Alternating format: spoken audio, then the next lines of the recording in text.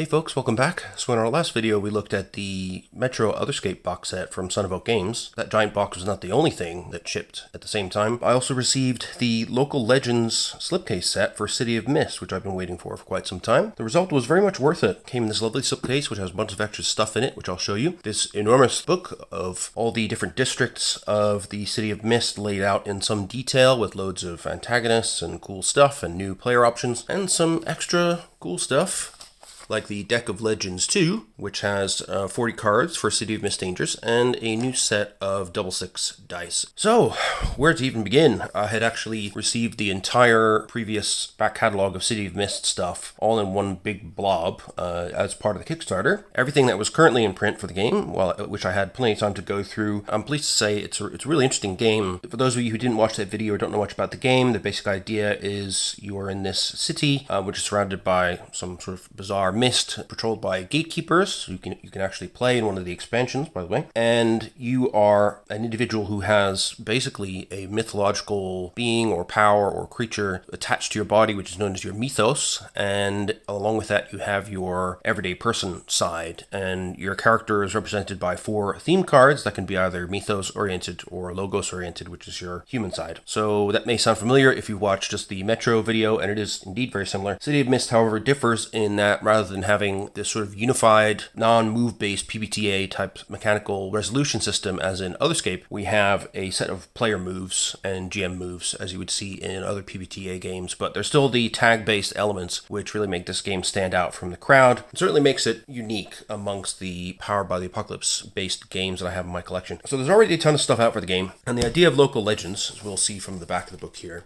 is that the City of Mist is laid out in much more detail in this supplement. So previously we had more character options in the additional books, we had a campaign, stuff like that. Here we have the whole city laid out in detail with each local area having their own antagonists to deal with, their own problems to deal with, their own subcultures. So they give the example of, the proud Latino quarter of La Colonia de Sombras, through the outcast tunnels of the Undertrash, to the glitz of Fortune Rose casinos. So there's 9 districts in total, and there's new player options for characters that hail from each of those areas. Then there's a variety of mythos-powered locals, places of interest, and there's an overarching district story arc with story seeds that you can use to set up potential cases if you're the GM. And there's also a ready-to-play one-shot case to use right off the bat, 4 independent small-time villains and their operations, and a bonus full-length case forged and framed. So that's why we have this pretty chunky book. You can see it's pretty thick there.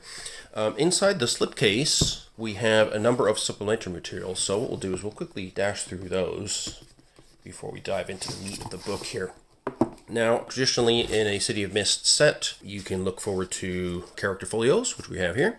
And here we have an additional set of lovely laminated maps and a folder marked confidential. So we'll take a quick look through that. Character Pack 2. Now, if you got the complete set of City of Mist 1, or if you bought the first character folio pack separately, or however you managed to do it, this is a new set of 10 characters, pre-illustrated character folios in the style that we like to see from Son of Oak. So as per what we've seen before, they're big 11 by 17, very thick and very solid laminated character folios.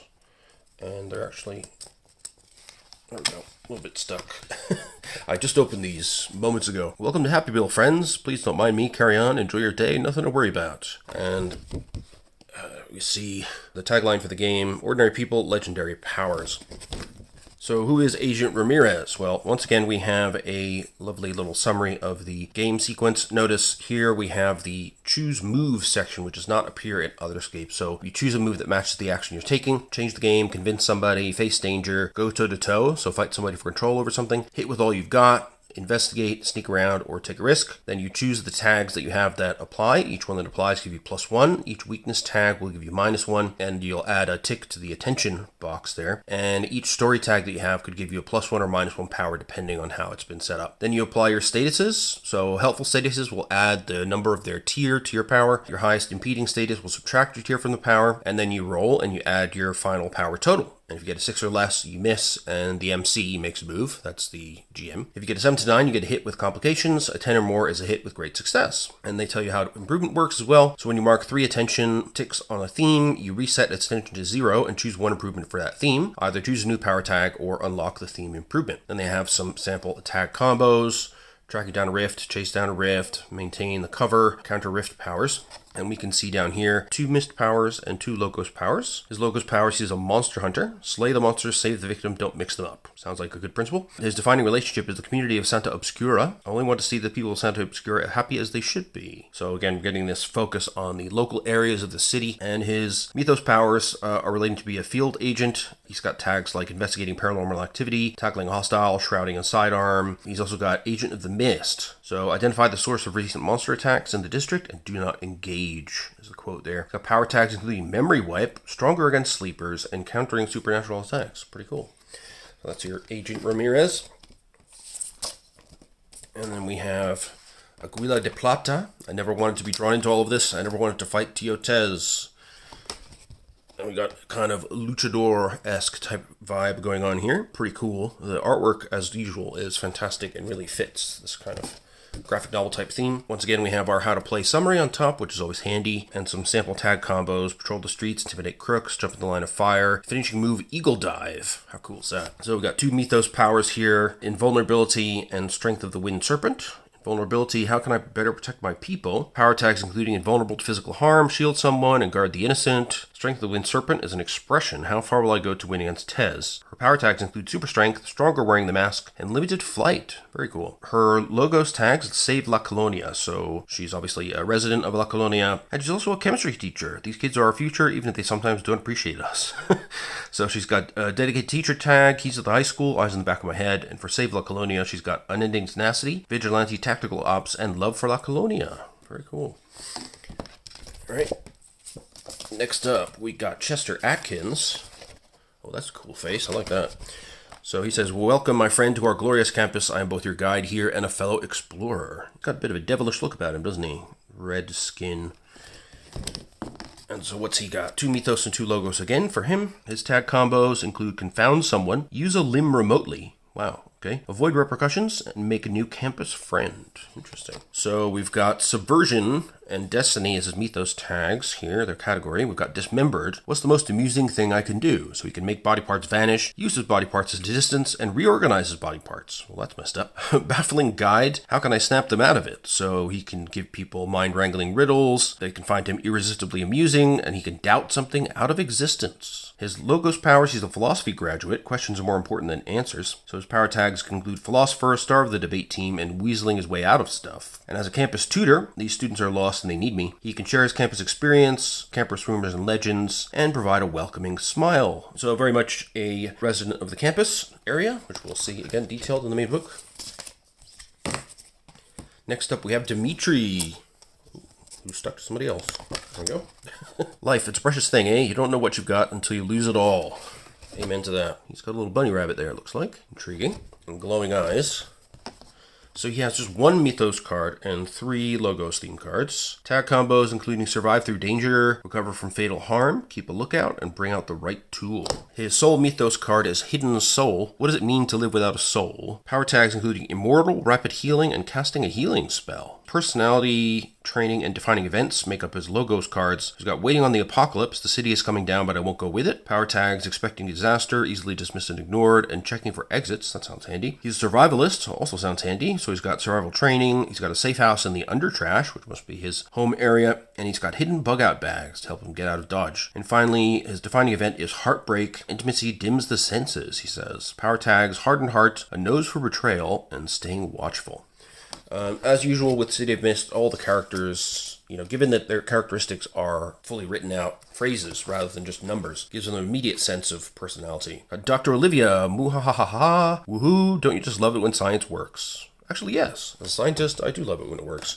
Otherwise, my job becomes significantly more difficult. She looks a bit crazed, I have to say, but there's some cool stuff going on here around her wrists. So she has some sort of dazzling science powers, which I don't have. She's got tag combos including running analysis at the lab, inventing something, propelling the sphere, okay, and getting out of harm's way. Cool. She's got 2 Mythos cards, a relic called the Cavorite Sphere. Former Helix Labs lead scientist, she knows there's nothing that can't be achieved if you're willing to put your mind to it and ignore some safety regulations. So she discovered Cavorite, an alloy that negates gravity, that allows her to lift herself into the air, make objects weightless, and a metallic sphere. Okay, so that's the propelling the sphere. So I guess you can use that as an attack or to lift other people or all kinds of stuff. Other Mythos card is Fictional Inventor, so she can use the tags Fantastic Inventor, Physics-Bending Substances, or Vials of Instant Smoke. And her training, she's a material scientist, which allows her to use the tags experimental chemistry, analyze material properties, and she can use a discerning mind. And as an obsessed scientist, she can use the power tags Just Won't Quit, Outside the Box Solutions, and Always Learning. Cool. Notice I'm skipping over the theme improvements at the bottom. I think it's more fun if you find those out in the course of play.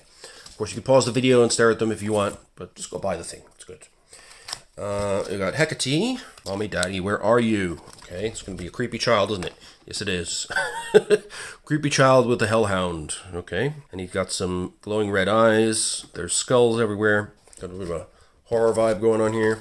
She's got 3 Mythos cards and 1 Logos, so definitely leaning towards the supernatural. Her tag combos include Summon the Dead to her aid, Scare the living hell out of someone, Interview the dead, and Evade someone on the city streets. Cool. So for Conjuration, she can summon ghosts, and that's one of her power tags. She can also bind ghosts and tear one's spirit out of their body. Her familiar is a Barghest, which I assume is this Great Dane-looking dude here. It's got a deathly howl. It can foretell death and give a bite wound that never heals. She also has a ghostly form, which can make her incorporeal. She can use an ectoplasmic shield, and she has an icy touch. Her sole Logos card is a mission. It's a bloody vendetta. So she has powers of skulking in the shadows. She's an urban survivalist, and she carries a small pocket knife. That sounds like a lot of fun to play, actually.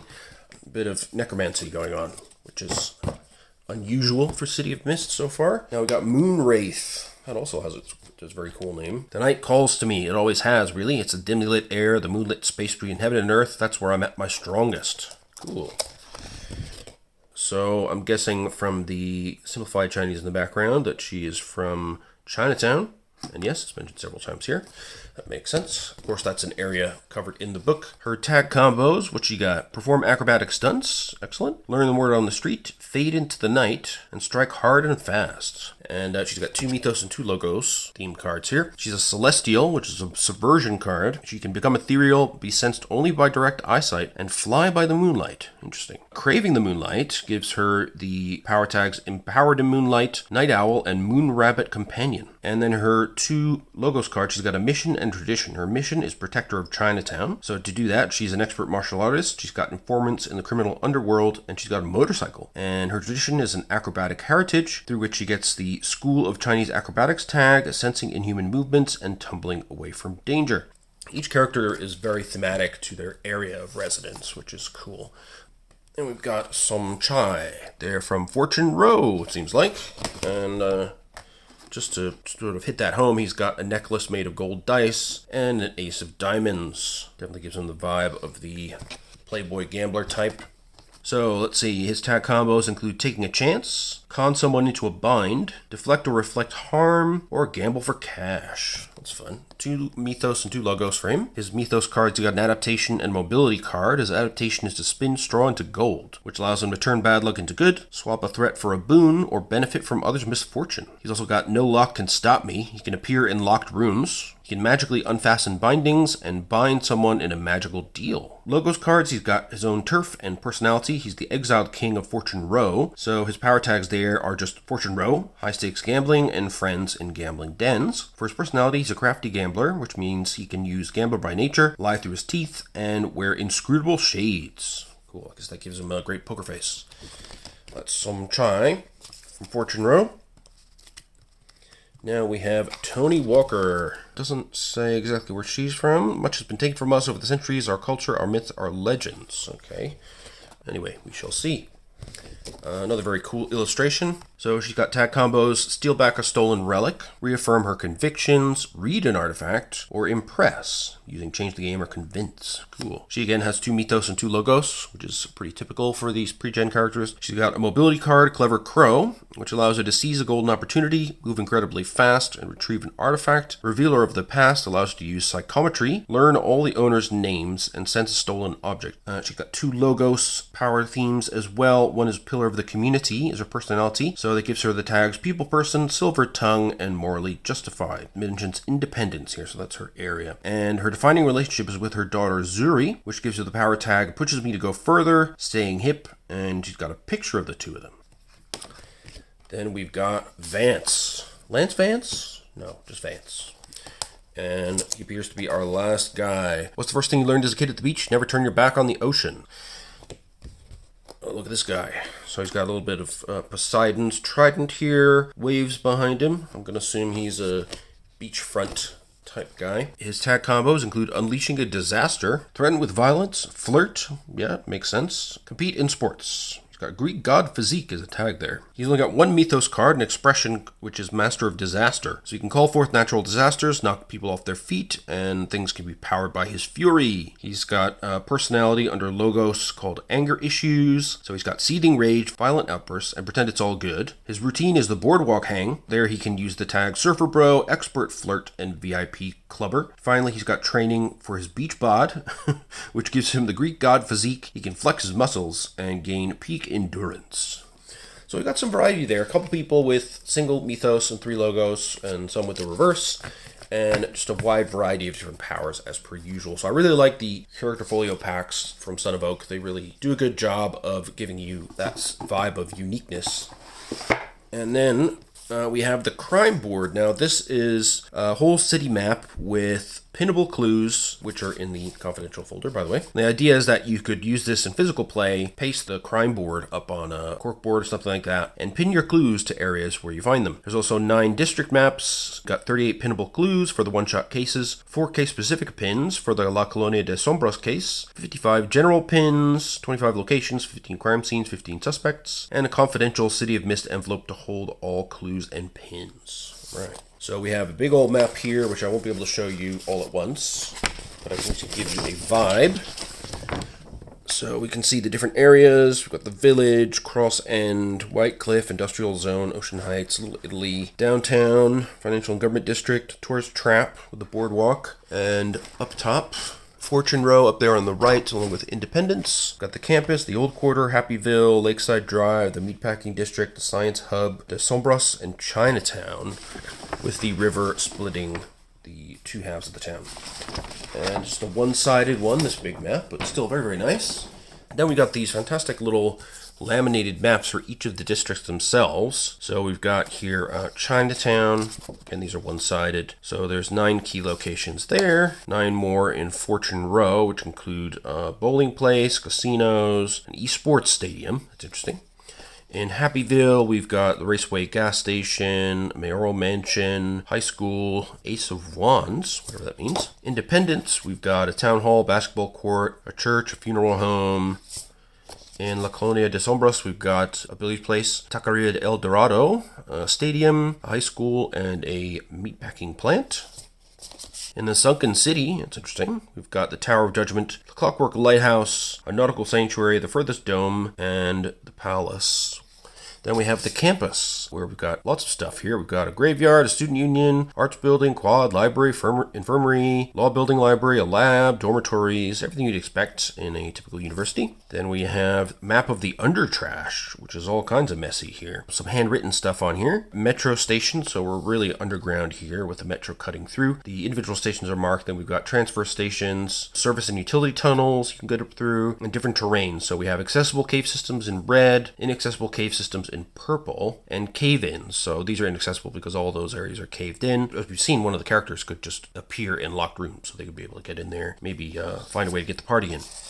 Tourist trap. So here we have our city marina. There's loads of locations here. We've got a bunch of stuff like department stores, boutique hotels. There's an arcade, pub, tourist information center, big wave water adventure park, the boardwalk. There's lots of places to hang out down here in the tourist trap area. And then we're back to Chinatown, where we've got our Crane City Mall, Heavenly Noodles Kitchen, an old pagoda, an herbal apothecary, and lots of other cool stuff.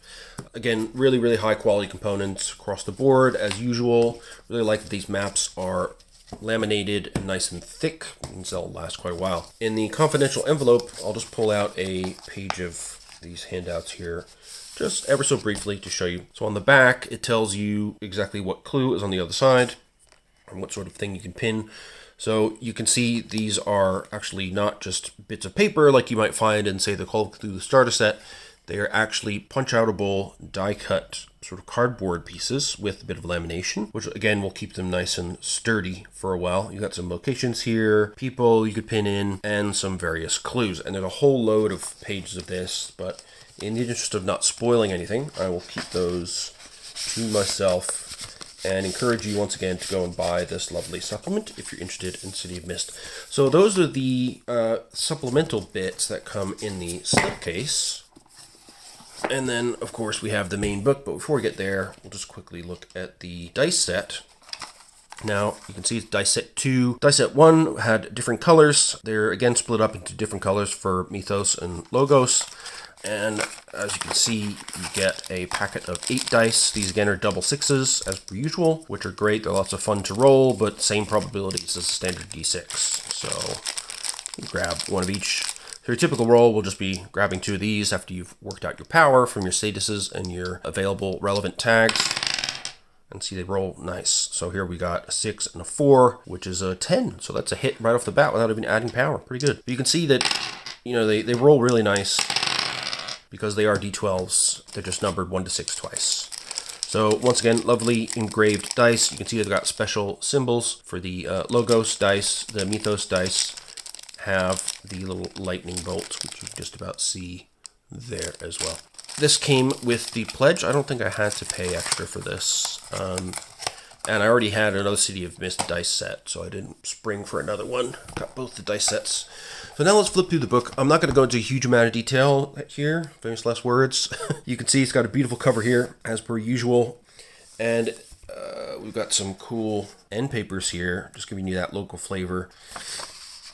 And let's see what we got here. Now, once again, I have not looked at this prior to receiving it. I wanted to be fully surprised. So I've got as much of an idea what's in this book as you do. So it's got in the book how to use this district section, lore about each district, custom moves or optional rules for each district, player options from that district. It's cool. Places of interest, landmarks, and so forth. Locals and NPCs, whether rifts or sleepers, as well as bystanders. Chance encounters that could occur, danger profiles of various threat levels, and a district one-shot case. And then if you're using the local Legends crime board map, some few dozen clues are represented as printed cutouts that you can pin or tack on the crime board map. And then there's also bonus content. We've got a full-length case called Forged and Framed, and 4 small-time villains, which are write-ups and operations of villainous enemies you could place in any district. And then in the appendices, you'll find lists of all the mythoi used in the book, as well as all the danger profiles and theme kits included. So how to use this book? Well, you can use this to give your players the option to create local legends, characters that are based in one of these districts and have powers and themes that tie into that district, or play some new scene in a district when your crew arrives there unexpectedly. You can use it to create new scenes, cases, or even a whole story arc tied to a particular district. You can play one of the one-shot adventures to kind of introduce players to the district and see if they grab hold of it. Spend a few sessions exploring the district's built-in story arcs, or go on a citywide tour of local legends. How cool is that?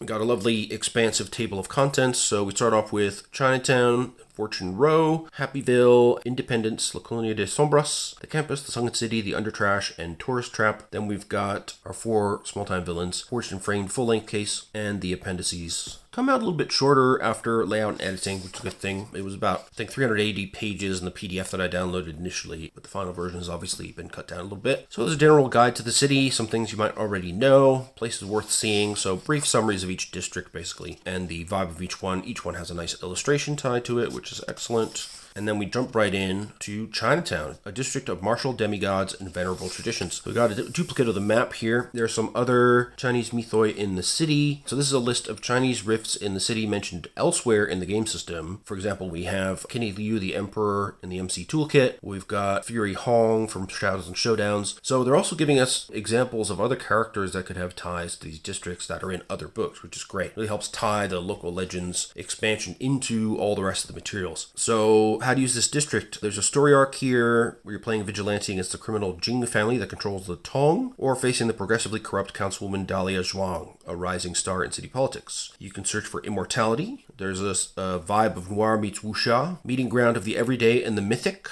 very much like modern China or Japan as well, and themes of family and tradition. So that pervades the district.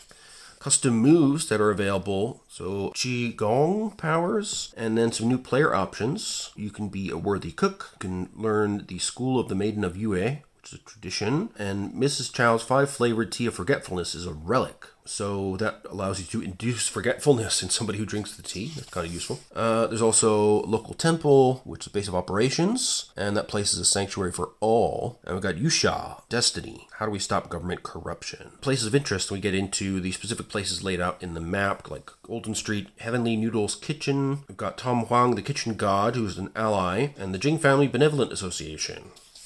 And we've got Hui Jing as a threat here. We've got roars. So these have been touched by the Pulao dragon, turning them into roarers. And the Jing family tradition is outlined here as a logos theme. We have Pavilion Park and a community center. It's got various other things here. And then we got Yun, a conjuration created by the Queen Mother of the West. Wow, full 5 stars for that threat, so pretty chunky. And Taste of Immortality as a logos theme, destiny. So you can cheat death with this one. Then we have some discussion about Riverview, which has the boat racing club, and some new riffs. Clinton An, a 3-star threat. Got Master of Pole arms and weapons with reach, and the Panlong Dragon Boat, which is a ride you can pick up, and it gives you some tags like waterborne racing, thrill-inducing drumming, hidden dragon strikes, dragon spirit whispers. Very cool. Crane City Mall, where you might find Jindao Fahai, a 5-star Rift, who's the parking garage manager, an opposing figure not due to his stature, but due to his glare. Easy to anger, and he can imprison mythos. He can also intimidate, all kinds of stuff he can do. Now we have some spoiler stuff, which we'll skip. And then we have some locals. Dahlia Zhuang, who is one of the big story threads mentioned here, the corrupt councilwoman, and she has a number of tags related to that, and to being generally conspiratorial. And the Chinese fox spirits roaming about. We've got Kent Leong, Justice Bao, symbol of honesty and uprightness. Pretty much a polar opposite, I guess, to Dahlia Zhuang. We've got Alvin and Hugh Song. Chang are the ghosts of those slain by tiger demons, enslaved to their will even after death. Alvin and Hugh Song are tiger demons themselves. They can subdue and enslave people into Chang. Got the Lin family with their own tradition, watching over the residents of Chinatown. We got Frederick Sandy Chen, who will come after you if you don't pay your debts in Chinatown. And there she is with Uncanny Instinct, the body of sand. It turns surfaces into sand. Then we got Isaiah Colm, Ma Liang, the magic paintbrush. Potential ally. He can create magic from drawings. Then we got chance encounters you might find. So the hopping vampires known as Jiangxi. Got the Double Sevenths, a flock of birds that embody the Bridge of Magpies, a well-known Asian myth. Tao Tai Bronze Raccoon, gluttonous monsters of Chinese mythology counted among the 4 evil creatures of the world. And they like to chew stuff and eat stuff. We've got the shape-shifting dragon Shen, a shape-shifting aquatic dragon specifically that can call storms and is a master of deception. And we got some power sets, Buddhist divinities, Ruoji, so these are mushrooms from Chinese mythology that grant longevity, and Ruoji are a subset that are also animals. Got Taoist divinity, which focuses on cosmic balance and chi manipulation. Martial arts Bravo, trained in hand-to-hand combat. All right. Then we got logos, theme books, and traditions. This is how to put together traditions, including some power tag questions you can use to come up with appropriate tags for a tradition that you want to set up. And similarly for weakness tags. Then we've got some examples here. So a tradition, needles and meridians, ancient methods of a place in modern medicine. That's a theme related to Chinese traditional medicine. Very cool. Then we've got a little bit of background here and some adventure hooks. So this is one of the brief cases that we get with each of the districts. So I'll skip through that for the purpose of spoilers. But you can see there's loads more threats. There's cool stuff to discover, as well as an aftermath. So a nice little mini adventure, maybe a one-shot to get you involved in the area. Fortune Row, this is a fast-paced district of glitzy casinos and high-risk heists. So it's the perfect setting for a heist. It's full of shady dealings and anti-heroes. Lots of crooks to find. It's got best rewards, but the highest risks. And it's got themes of elegance and high class. So depending on what kind of game your players want to be involved in, Fortune Row might be really appealing. They want to steal from the rich, give to the poor, or just be rich and be jerks. You could do both here. There are also some custom moves. When you make a core move in Fortune Row, you can choose 1, 2, or all of the following options. You can up the ante, which allows you to treat a 7 as a miss and treat a final score of 9 as a strong hit. You can go double or nothing, so remove 1 point from your power. If your final result is a strong hit, your wager is doubled. Use your original power and increase it by 1. Or you can go winner takes all. On a double 6, double your power. On a double 1, Snake Eyes, it's always a miss, and the MC doubles the effect of the resulting hard move. Ouch. Then we got some player options here. The Conqueror of Troy, a Destiny and Mythos theme here. So how can I cheat Fate You can have destined to win the fight, bargains, written in blood, gift the spoils of war, etc. We have high roller VIP suites as a base of operations. So that includes luxury hotel suites, VIP security, total privacy, private massage room, Lawrence the concierge, Hellfire dice as a relic, manipulate luck, win at dice games, beat incredible odds, hear demon whispers, ensnare pure hearts, Lady Luck, conjuration, what does she want for herself? So we've got luck personified, the goddess Fortuna, cover things with clovers, win every game of chance, take lucky dodges, you're immune to luck manipulation. Counterfeiter training, which is a logos tag, and this is an identity tag. So you're a maker of forgeries, counterfeiting money, creating fake IDs, high fashion knockoffs, etc. Very, very cool.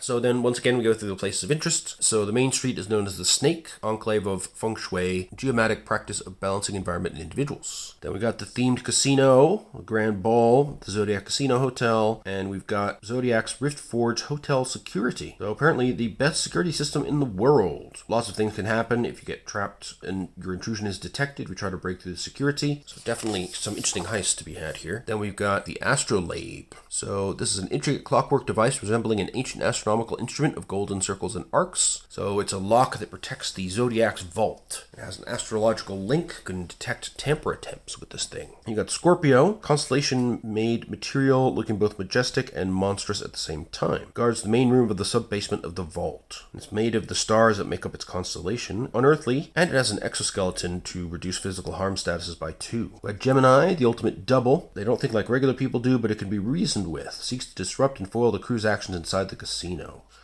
We've got side streets of the row, we've got Snake Eyes, there's a regulatory commission, and there's a champion esports stadium, which we spotted on the map. It's quite interesting. I love this picture, by the way. That cat is adorable, despite looking a bit diabolical.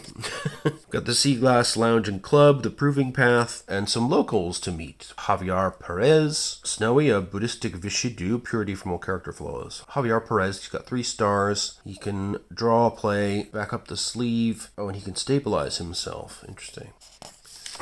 And we've got Manny Lehrman, a potential ally. He's got powerful connections. He owns the Lounge Club. He's a watcher of the dead and exchanger of favors. Nash Haynes, Aurora Lakeinen, plain-faced woman with mousy brown hair. No, she's a gorgeous woman in her middle years with lustrous curls. Actually, she's a dark-haired man with a scar down her left cheek. So lots of disguise powers. She's a cat burglar with plans within plans, can transfigure objects and creatures, and she has the thief's true face, and can magically change her appearance. Got Madame Bellwether, the world's oldest profession. An enigma in an elegant suit. So she can sense the vibes, aid the downtrodden, doll someone up to give them animal magnetism, match you with a sex worker perfect for you, strike someone in a sensitive area. Okay. We got Luke Ward, Master Craftsman of the Tuatha De Danann. We have the Cat Burglar Diamond, a potential ally. Good at breaking and entering, acrobat and contortionist. Legendary sneakiness, repelling gear, and shrewd as a fox. The con artist Mervyn, Puss in Boots. Can do elaborate scams, a top-tier con man, sugarcoat anything, feline senses, and sharp claws. Cool. We got a face. Fonzo, he is a potential ally. An impersonator, manipulator, good at sleight of hand, shutting people down, knows all the staff and spins a great yarn. Got getaway driver Nuala Dog. She's a charioteer warrior hero of Irish myth as well. So she's got a getaway vehicle, she can drift race, she can do a fireball transformation, immune to kinetic harm, and absorb kinetic force. We have Mastermind Alex Duval, another potential ally, expert heist planner and criminal mastermind, with contingency plans and eidetic memory. Fantastic. Then we have heists in the city. So there's a whole bunch more detail here about heists in the city. Got your prep sequence. So gathering intel, hiring crew members, shopping for the gear, preparing, training, cutting deals, and then talking about the heist, building morale. Prep sequence replaces the flashback move. Then it talks about what moves you can do during the prep sequence, what happens if you roll misses, how the clocks tick when you're in the middle of a heist, and how to design heist using 3 cards. Okay, 3 layers of defense. The first card or threat is most exposed. The second card is less exposed and is more hidden. The third card is the ace up the house's sleeve. It's the hardest to know of in advance. All right. We got heist generator. Oh, that's awesome. So just grab a pack of playing cards. You can generate an unexpected deception, undefeatable guards, infallible security measures, insoluble dilemmas. Very, very cool.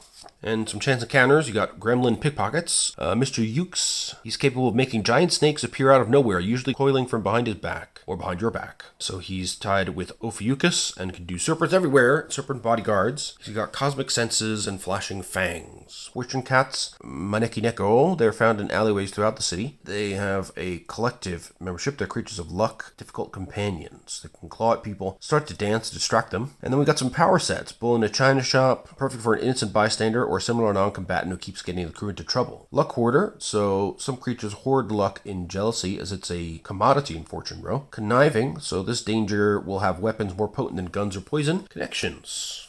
Very cool. Game recognizes game. I like that. And then we have background. We've got the heist rules here. And so here we have another high stakes heist. This is the one shot introducing you to Fortune Row. So again, we'll skip through.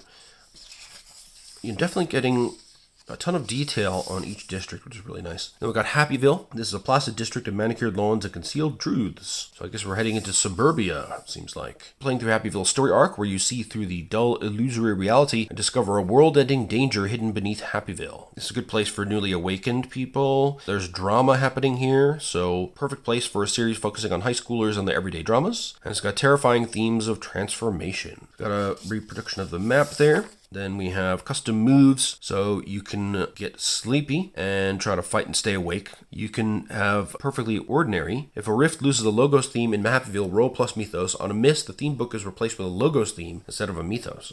So the ordinariness of suburbia can actually infect you and change your character if you change theme cards while you're here. We've got some player options. We have a monitoring station as a base of operations. Keep watch for any breaches in Happyville. It's a perching paradise with sigils and wards, live monitoring feeds, mist analysis, chemistry sets, shrouding sidearms of every caliber, heavy mist blanket, exit doors to all over the city. Oh, that's cool.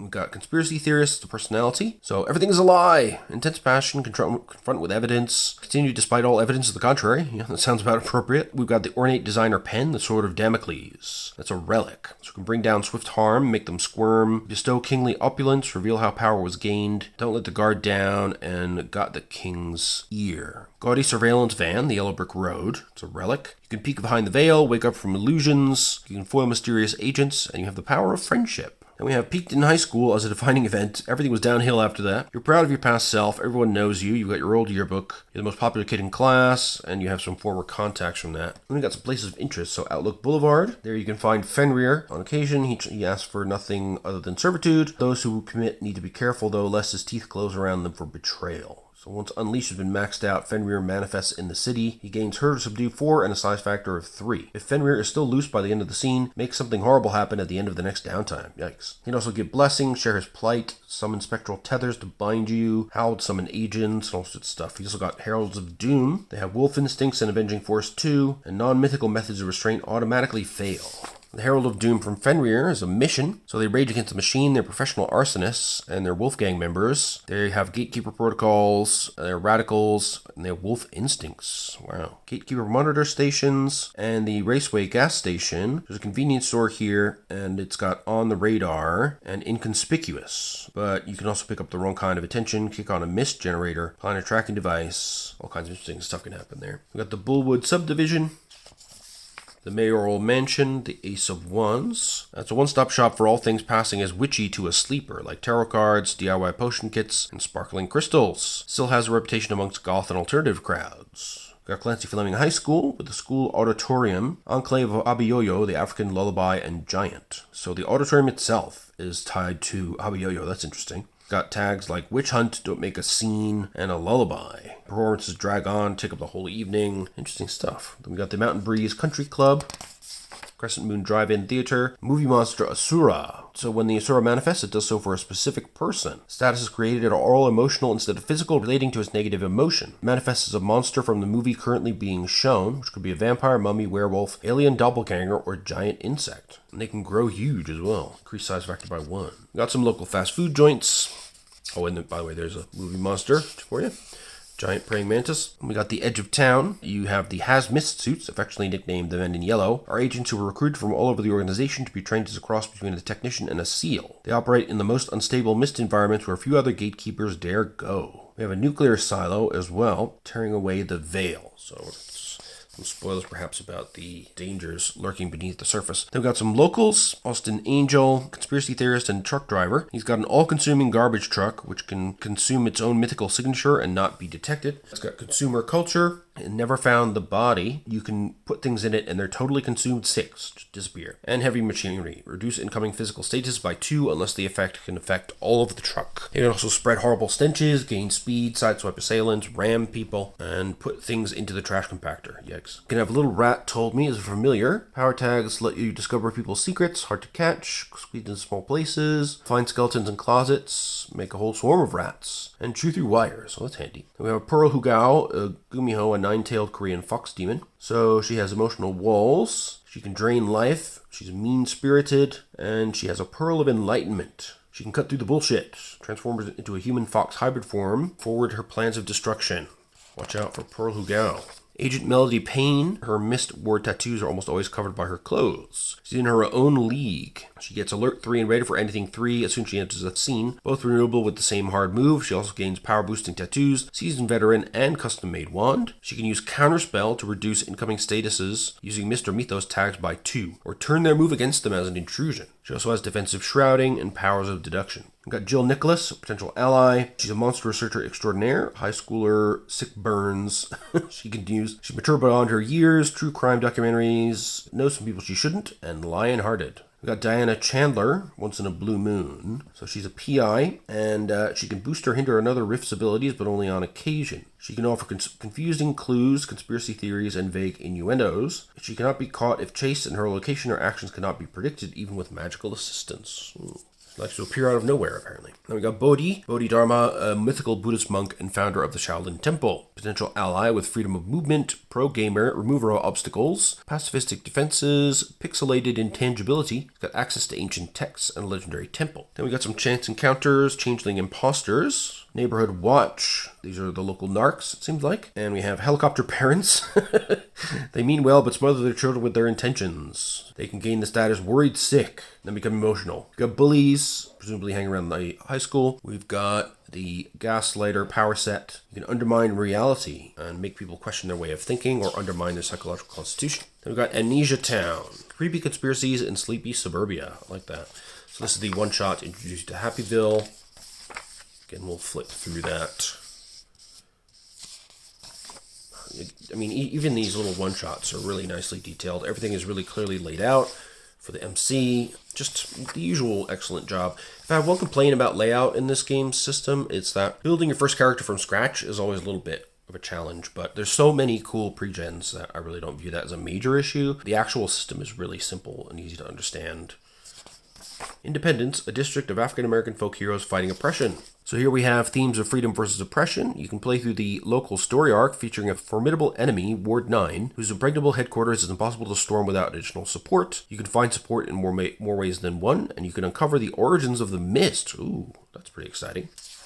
Lots of cool things to do in here. There's a player option as Pillar of the Community. We saw that in one of the pre-gens, actually. They honestly care. They've got Silver Tongue, everyone's friend, people watching, truly know everyone around me, etc. Then we have Places of Interest, the Rose. So they feel like a warm handshake to anyone walking down the street. The shop owners offer just the right amount of help, but are hands-off and never overstay their welcome. Ooh, lovely. There's the Church with the virtue of hospitality. Then there is Freeport, keeping spirits high and people happy, a retro 1920s-style speakeasy turned modern cafe and club. Something about Freeport is distracting and guests easily lose hours of time. You can spend a scene relaxing here, but the MC can make quite a hard move to represent the consequences of being late as you forget yourself. Restorative, you can remove any single negative emotional status of tier 5 or lower. Wow. There's also a dead zone, so you can't use any electrical device. If you do, it takes dead 5, and you can only remove the status when you leave Freeport. That's interesting.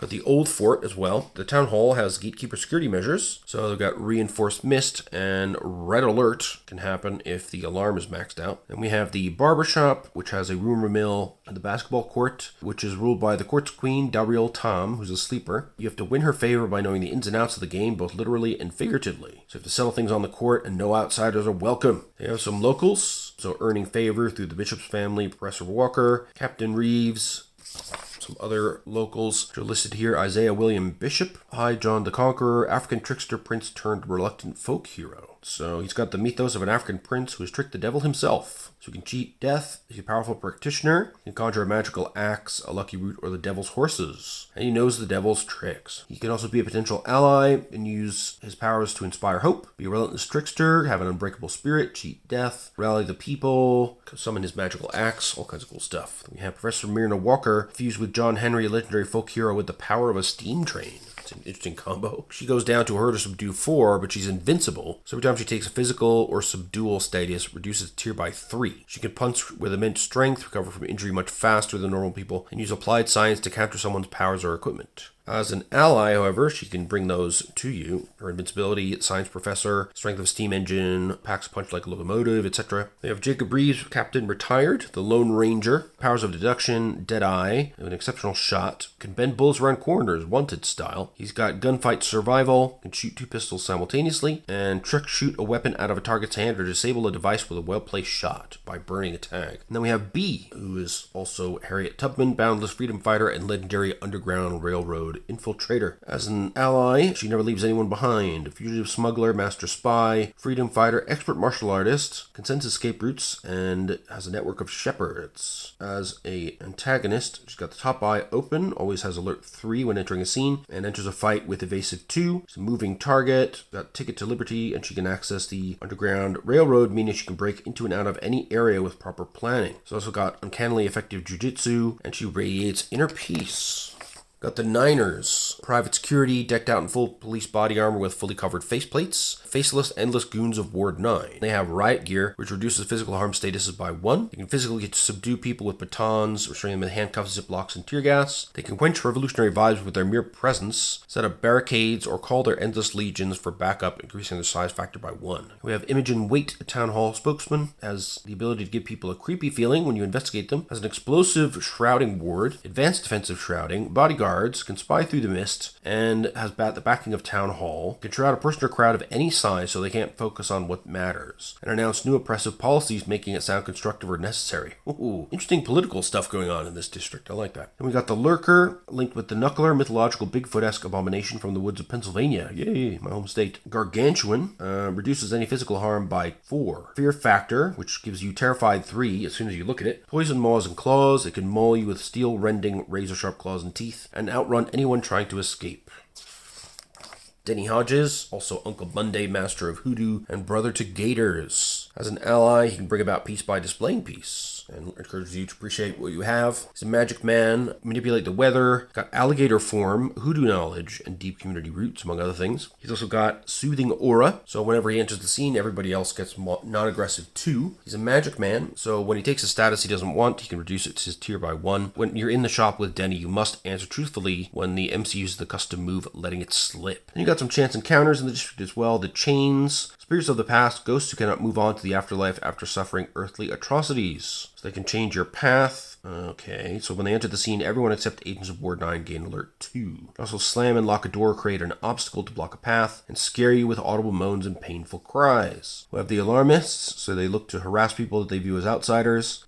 So they're Karens, basically. When the phone in hand is maxed out, create a new danger. Niners, they'll call the Niners on you. Don't ignore me, they grow louder and gains making a scene 1 once per scene. Then we have new power sets, Authority, so they reinforce legitimacy, they can put you in your place with shame 2, belittle 2, or do as you told to.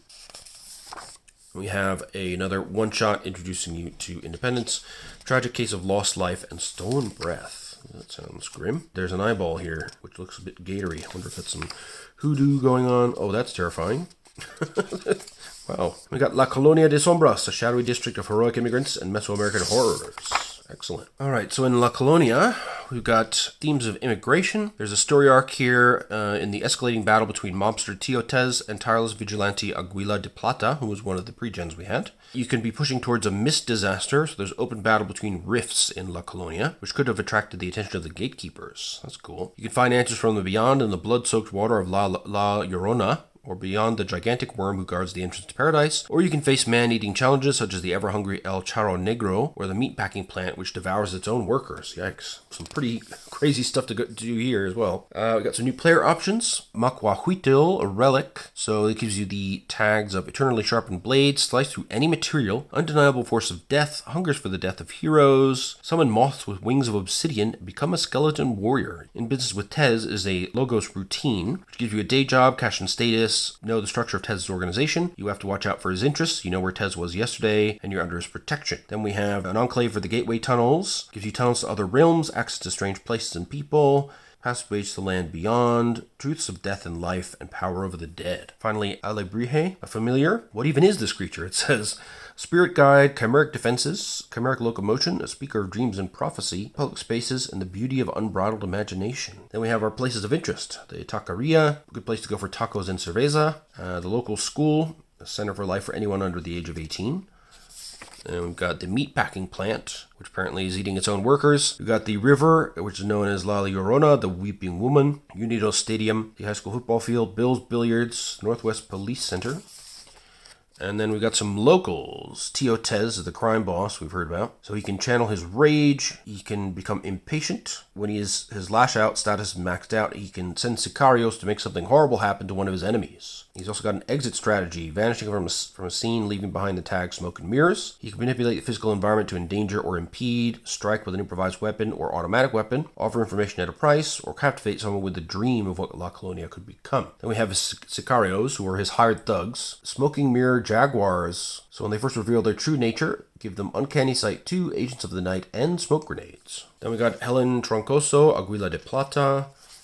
When she enters the scene, she gets Observant 3. She's a Rifta Kukulkan. She enters the scene and gives her Inspiring 4, Swift 3, Flashy 2, and Silver Mask. She's invincible, reducing the tier of any incoming physical status by 3. She can move impossibly. Whenever the crew refuses to help her, give her in over her head 1. When it's maxed out, she's captured, injured, disabled, or killed. She can smash someone or something with incredible force, all but destroyed 5. Wow. Or confess something to win someone over. Trustworthy 2, or inspired by courage 2. As an ally, she can bring those strengths to you, including punching opposition, smashing haymakers, mentally strong, etc. Then we have Alma Espinoza with Tepeyolotl, the Jaguar. She's worked as a Sicario for years. She can use Mirar. If you try to engage in conflict with her by trying to outflank her or get the drop on her, remove up to 3 tags that reflect your readiness and take Unprepared 2. She enters the scene with Stealthy 2, Focus 2, and Armored 2. She's also lucky, so she can narrowly dodge things to reduce the tier by 2. She can disable a threat with chokeholds or a single gunshot for bleeding out 4. Got Adriana Alvarez, linked with Shipe Totek, self-flagellant god of spring, rejuvenation, and human sacrifice. Officer Edgar Martinez was never a good cop, but his awakening has made him a monster. He can drain life, inflicting drain 3, and he's got dark servants. He can create 3 story tags as an MC intrusion to represent demonic servants crafted out of darkness. He can shatter someone's mind, Harrowed 3, or distract them with shadowy illusions, Confused 3. And we got this giant crazy worm, look at that. Kuilu Huexi, the worm of Tlalocan. So the door to the underworld found in Tlalocan High School is guarded by the monstrous worm. Gargantuan, he's toasty, so when you attack him, take Chard 2. Once per scene, he can flood the scene with fire, giving Chard 2 to everything and everyone as a soft move. Got all-consuming saliva. When you take a burn status, you also get burning from the inside 2. He's bound by fate, unaffected by moves that tamper with his role in guarding the gate or serving Tlaloc, including moves that create illusions or confusion. He can also bite, smash, buffet with tail, burn with fire, or consume someone whole, which gives them dying 5. Okay, bad news, this worm.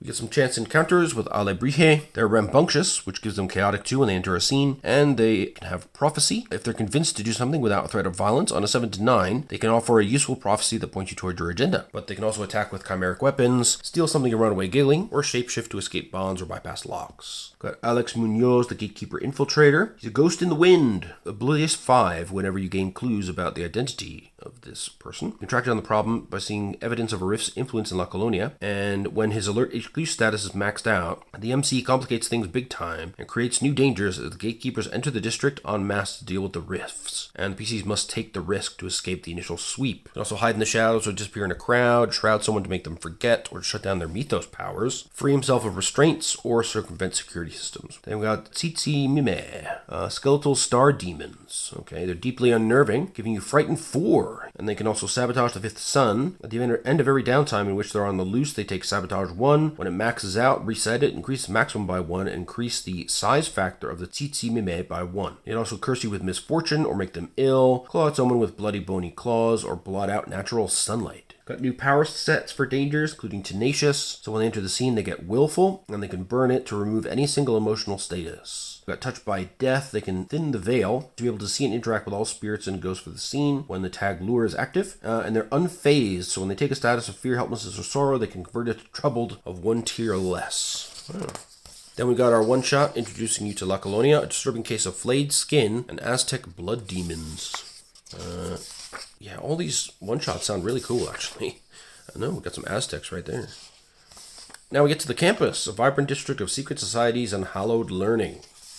Maybe a bit of a Miskatonic flavor going on here. So to use this district, you can play as students on campus, inexperienced rifts who might meet up in class or something. You can look for ancient and hidden knowledge in the campus. There are also spirits and other entities available. You can also sink into the depths of secret societies. The university is teeming with small exclusive societies that keep to themselves and practice their strange rituals for good or for ill. Excellent. Got some custom moves here. On the shoulders of giants, if you spend your downtime at the campus and prepare for your next activity to gain juice, you gain a temporary experience 2 that can only be used on a roll that uses a story tag created by this juice. After this, you can try to get a knowledge injection, and that will allow you to tap ambient knowledge, and when you use change the game, you can choose to draw knowledge, which always succeeds but not necessarily the way you want it. On a 10 plus, you gain 1 extra juice. On a 6 or less, you gain unrelated knowledge and become distracted 1, and the MC gives you a hard move. On 7 to 9, you get both. We got some new player options. So the Eagle Wings Relic, Caesar's Aquila Standard, gives you a symbol of victory, fight like a cohesive unit, general spectral armor, reinforcing troop morale, win at all costs, and summon a legion. Rehearsal space, the Lost Boys hideout, it's an enclave, gives you the basement of the theater department, where your imagination can run wild. Animated taxidermied crocodile. You can wash away worries. There's drama students there, and you can be carefree and get a new costume. We got the lion's head, King Sinabahu, which is a relic. Gives you a symbol of authority, commanding respect. Pocket size. You can summon a Castane sword, sense fear, turn your hands to lion claws, and city builder. Wow, very cool. And we have undeclared as a logos option here. It's personality. So you have wide-ranging academic knowledge, insatiable curiosity, contact numbers for profs, you're pedantic, you got library access, and you know a bit about everything. And you got practice, practice, practice. And within the campus, we've got some places of interest, of course. Got the library, the square circle diner. So rituals performed within the diner, it lies on a nexus of ley lines, so you get benefits from that. The student union, the arts building, it's the central hub of the snow trail, sacred geometry. We have the lab, which includes chemistry, pathology, botany lab, and genetics lab. Then we have the quad, where people hang out, the dormitories, and Greek Street, where you have various fraternities, which are detailed here. And then we have interesting people to encounter in these places. We've got Bud, also Maynard. His goal is to free everyone from societal restraints, and it delights him when students succumb to dangerous and irresponsible activity. He's immune to consequences. When he would take a legal or social status he doesn't want, reduces tier by 3. He can confuse people by spinning different versions of events, and make your heart beat with excitement. He's also got raving ones who've been entranced by him. Have a size factor of 2. They attract other students and faculty who join. They can shame you into doing something risky, force feed you drinks, or they can headbutt you, or have something fall by accident, or slap you too hard. Okay. Graveyard, you can find occult spirits. They can fly through a target, leaving you breathless. They can give ghastly moans, giving you fearful. Utter a baleful spell, making you cursed. Break a nearby item or snatch something by burning a tag. Or call to their brethren, making them size factor 2. Astrid, the spirit of a literature professor and occult practitioner from long, long ago. She cannot be completely destroyed until the spirit anchor she planted next to the ship of Theseus anchor is destroyed. Interesting. So she must first be reassured about the well-being of Officer Tyson by maxing out her reassure status or by having Officer Tyson address her directly. When her banish spectrum is maxed out, she's gone until the following night. But in the meantime, she can fly through someone for winded 3, scream a ghastly scream, frozen in fear 3, make the area extremely cold, chilled to the bone 3, or forget who she is talking to and why. Deny something they want, which is an MC move. Got some locals. Genevieve Stenson, an ally. She can get you back on track. She's got bureaucratic excellence and academic pride. She can call campus security, stand up to faculty. She knows campus gossip. But she's a stickler for rules. Got LeVar Baptiste, a tall, slender black man merged with Papa Legba here. He's not quite an avatar of his mythos, but he's close. Can cross the roads between the mortal and spiritual world, and he begins the scene with the tag Bridge Between Worlds. Once per scene, he can inflict non-aggression 2 on everyone around. He knows every language. He can raise his cane to banish a ghost or spirit from the area, banished 4. He can also make a person stop in their tracks with paralyzed 4 in the same way. Cool. Then we got Officer Tyson, who was linked to one of the other mythoi earlier. We got Vice Dean Monica Petrosian. Groundskeeper Dove, who is also a Dakhanavar Armenian vampire. Easily tricked, so once maxed out, it causes him to flee the scene in confusion or fear. He can get angry or frustrated during a conversation, becoming uncooperative, strike at someone's knees with his shovel, stealthily follow someone at a distance, and drink blood from someone's exposed feet. Only the feet? That's creepy. Quincy William Reed was also Professor Moriarty. He's smarter than almost everyone. The longer he spends on a task, the sharper his mind gets. He gains 1 tier of sharp mind at the end of every scene. Got an unhinged mind, however, due to Moriarty's influence, and enters the scene with unstable 1. Once per scene as a soft move, he can call upon a useful current or former student, and gains a story tag that represents their assistance. He also has the powers of deduction. The MC will ask you 1 question, you must reply with a straight answer or a solid lead. Reed knows your answer even if your character didn't speak it. You can also solve a puzzle or reveal the accumulation of a plan by burning a tag or doing an MC move. You can strike a target in the most painful location possible, ouch, or insult someone in a way they don't understand until later. So they get insulted too at the end of the scene. I like that. Stella Roy with Urania, the muse of astronomy. So as an ally, she can foretell the future. Associate professor of astronomy. She can't get lost under the stars. Fate brings us together. She can read the stars. And not an iota of malice in her. Well, that's nice. Chance encounters, we have campus security guards who are linked with Dullahan. So when you give them a status of physical harm or outrun, while the sun is not in the skies, reduce the tier of the status by 1. That's night terror. They also have a haunting visage. They can take off their head and gain terrifying 3. They can also tackle you, restrain you, change knockdown to restrained. They can hold up its ashen severed head to scan for troublemakers. Gain alert 1 and inflict fearful 2. Memories, the Raven by Poe. Memories cannot be directly perceived or referred to. Weak and weary. If you have haunted 5, you're driven to your knees by the power of your painful memories and gain an ongoing story tag appropriate to the memory. They can inflict painful visions of someone past, and a great sense of foreboding and weight can fill the room. Lily the Mole, a house spirit, unofficial mascot and groundskeeper's nemesis. She's cunning, giving her alert 2 when she enters the scene. She's helpful in punishing, so they gain an ongoing Lily the Mole story tag when a character befriends them. If you purposely burn your Lily the Mole story tag for power, you gain an ongoing Bedevil 2 status while at the campus. They can burrow deeply, gaining hidden 2. They can mess with your stuff, and they can steal something for fun by burning a tag. So power sets for your antagonists, you have curious scholars with determined minds. When they engage in their field of knowledge, they get certain 2. They can notice incriminating or revealing things, or reveal a dangerous item or knowledge. Are radicalized as well. They can make trouble by disruption. They can move plans forward or get angry and call up some people. Wow. Then we've got a Mythos theme book here of Esoterica. So the basic concept, you'll need to think about the basic concept of your esoteric training, kind of things you might wield, and of course, as with any theme book, in City of Mist, you get loads of examples of the different power tag questions that you might use in creating the tag. Same for weaknesses, and you want a mystery for this theme, depending on what sort of esoterica you're interested in, and then ways to improve it. And there are some possibilities there given for that. Then we have our introductory one-shot for the campus. Very nice. See lots of encounters, some new threats. And then we get into the Sunken City, a pulpy district of underwater adventures and unleashed powers. It's still connected to the city at large despite being Atlantean. So here are some things you can do here. You can finally unleash your powers. Your mythos bursts through with all of its beautiful colors and terrible consequences. So you can use all your powers with lots of drama and no responsibilities. You can answer any mystery. Any burning questions you have, you can find the answers here. You can also bring about the end. Oh boy. And their themes of pulp action and daring rescues. Cool. So this is more of a superheroic area.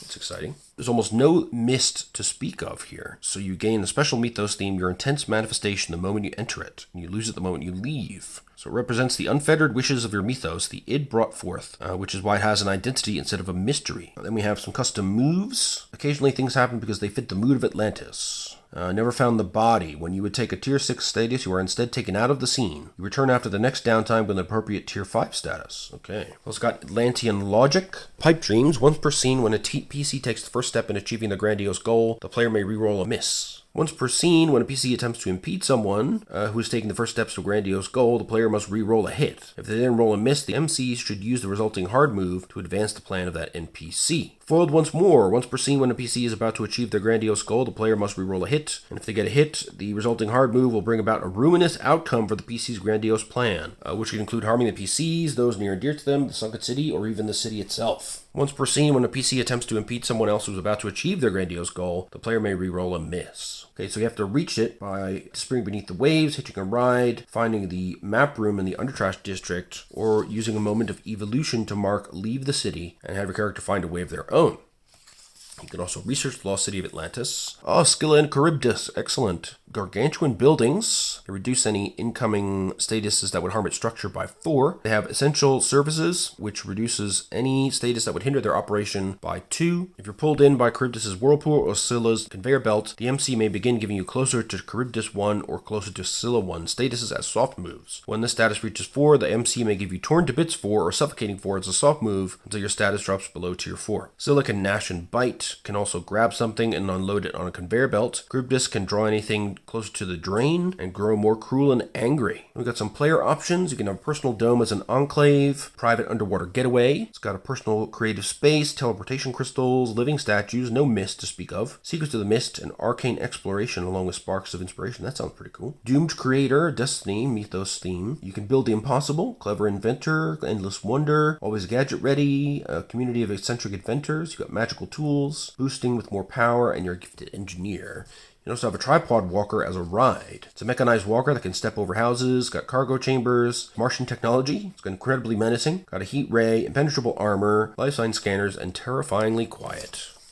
So, places of interest, we've got the Tower of Judgment, and the bottom level hosts a vast library that is open to all seekers of knowledge and maintained by the Society of Answers. So anybody can approach them with a question, but when you investigate in there, they will give you obscure and obtuse responses. They have the gemstone alarm system if you try to sneak around, so you have to take detected 4, and you may have to face danger to avoid the alarm system. And when the society enters the scene, give it long-winded, obtuse, condescending, and needlessly complicated explanation tags. They can convince, intrigue, or otherwise draw in with minute details and far-fetched lines of thought. They can close the facility down for some obscure holiday. They can call for security to get rid of the disturbance. Ancient ruins. This danger can be a single obstacle for the PC to overcome on our journey, or the environment in which the journey or part of it takes place. If the latter, each soft move from this danger incurs a found at 1. Okay, when collapse maxes out, everyone in the ruin takes buried under debris 5. It's also a Temple of Doom. When the MC makes a hard move, at her option, the entire ruin shudders. PCs can trigger a trap and a boulder rolls over them. The floor can open into a pit of tar. A bridge can collapse. Countless bat-like creatures can fly through. Moving walls can close in. Poisonous gas can fill the room. And you can spring a poison needle or dart trap. Then we have Morlocks. So they usually look like short, slim, naked, sexless people with wide heads and big eyes. Once per scene, they can increase their size factor by 1, and they can scratch and bite, swarm a victim, increasing their size factor by 1, or they can groan and growl. We have the Nautical Sanctuary, the Palace of Ys, a mythical city swallowed up by the ocean. We have the adaptation mythos theme here, King Gradlon, the divine right of kings, control over water, hold back the ocean, handle difficult negotiations, no commoner may harm me, watery soldiers, and heal sickness with a touch. Oh, that's very cool. Got the Wreckage Heap. Then we have the Conjured Engineers, a temporary creation by the mythos of the Builders of Tomorrow. So they are a collective. They have a defensive suction. So when they would take a mythos-powered status, convert it to charge with the same tier. So they absorb your power. And they have uncontrolled mythic eruptions when charge is maxed out. Well, that sounds rough. They can suck mythos essence into the battery. They can swim or bounce away into the wreckage, shoot a harpoon attached to their mythos draining device, or pull out a commando knife and stab someone, or they can disappear into a dome's inner tunnels. Then we have Old Man Keola as Shark. So he's hardened, which reduces physical harm. He can bite and tear, and he's got a blinding shoal, surrounding himself by throngs of fish. He can take huge bites to maul you by 3, or bite everything in nearby in a frenzy. Everyone around takes mauled 3, and Old Man Keola takes exposed 2. Got the Helix Labs black site, and there's some dead zones there. So when you stop holding back in the vicinity of the black site, the sacrifice is always ultimate. Oh boy. And when you enter a dead zone, you face danger against a Clinging Mist 2 status. If you make any move using Mythos tags, you also take a Clinging Mist 1 status. You can reduce the status by 2 tiers by voluntarily burning a Mythic tag. Alright, so the Mythic can dim or even disappear in these dead zones. Then we got the Deeps, further down the city's shore, and there we have the Leviathan, a biblical sea monster. So it's larger than life, cannot be harmed by ordinary means. When it takes a harmful mythos-powered status, reduces tier by 4. If you investigate to look for a weak point, you can change the game instead and use juice to increase an upcoming attack. You can only face danger against physical statuses inflicted by the Leviathan with tags that represent quick movement. And it's got from the deep, so when you look beyond the mist at the Leviathan, or try to scry or otherwise magically predict the Leviathan's movements, you must first take the risk as you attempt to penetrate its field of mythic radiation. Meanwhile, it can smash, crush, destroy, ram, scream, flail with a tentacle, or shoot radioactive beams for obliterated 6 right off the bat. Or it can swallow you for swallow 5.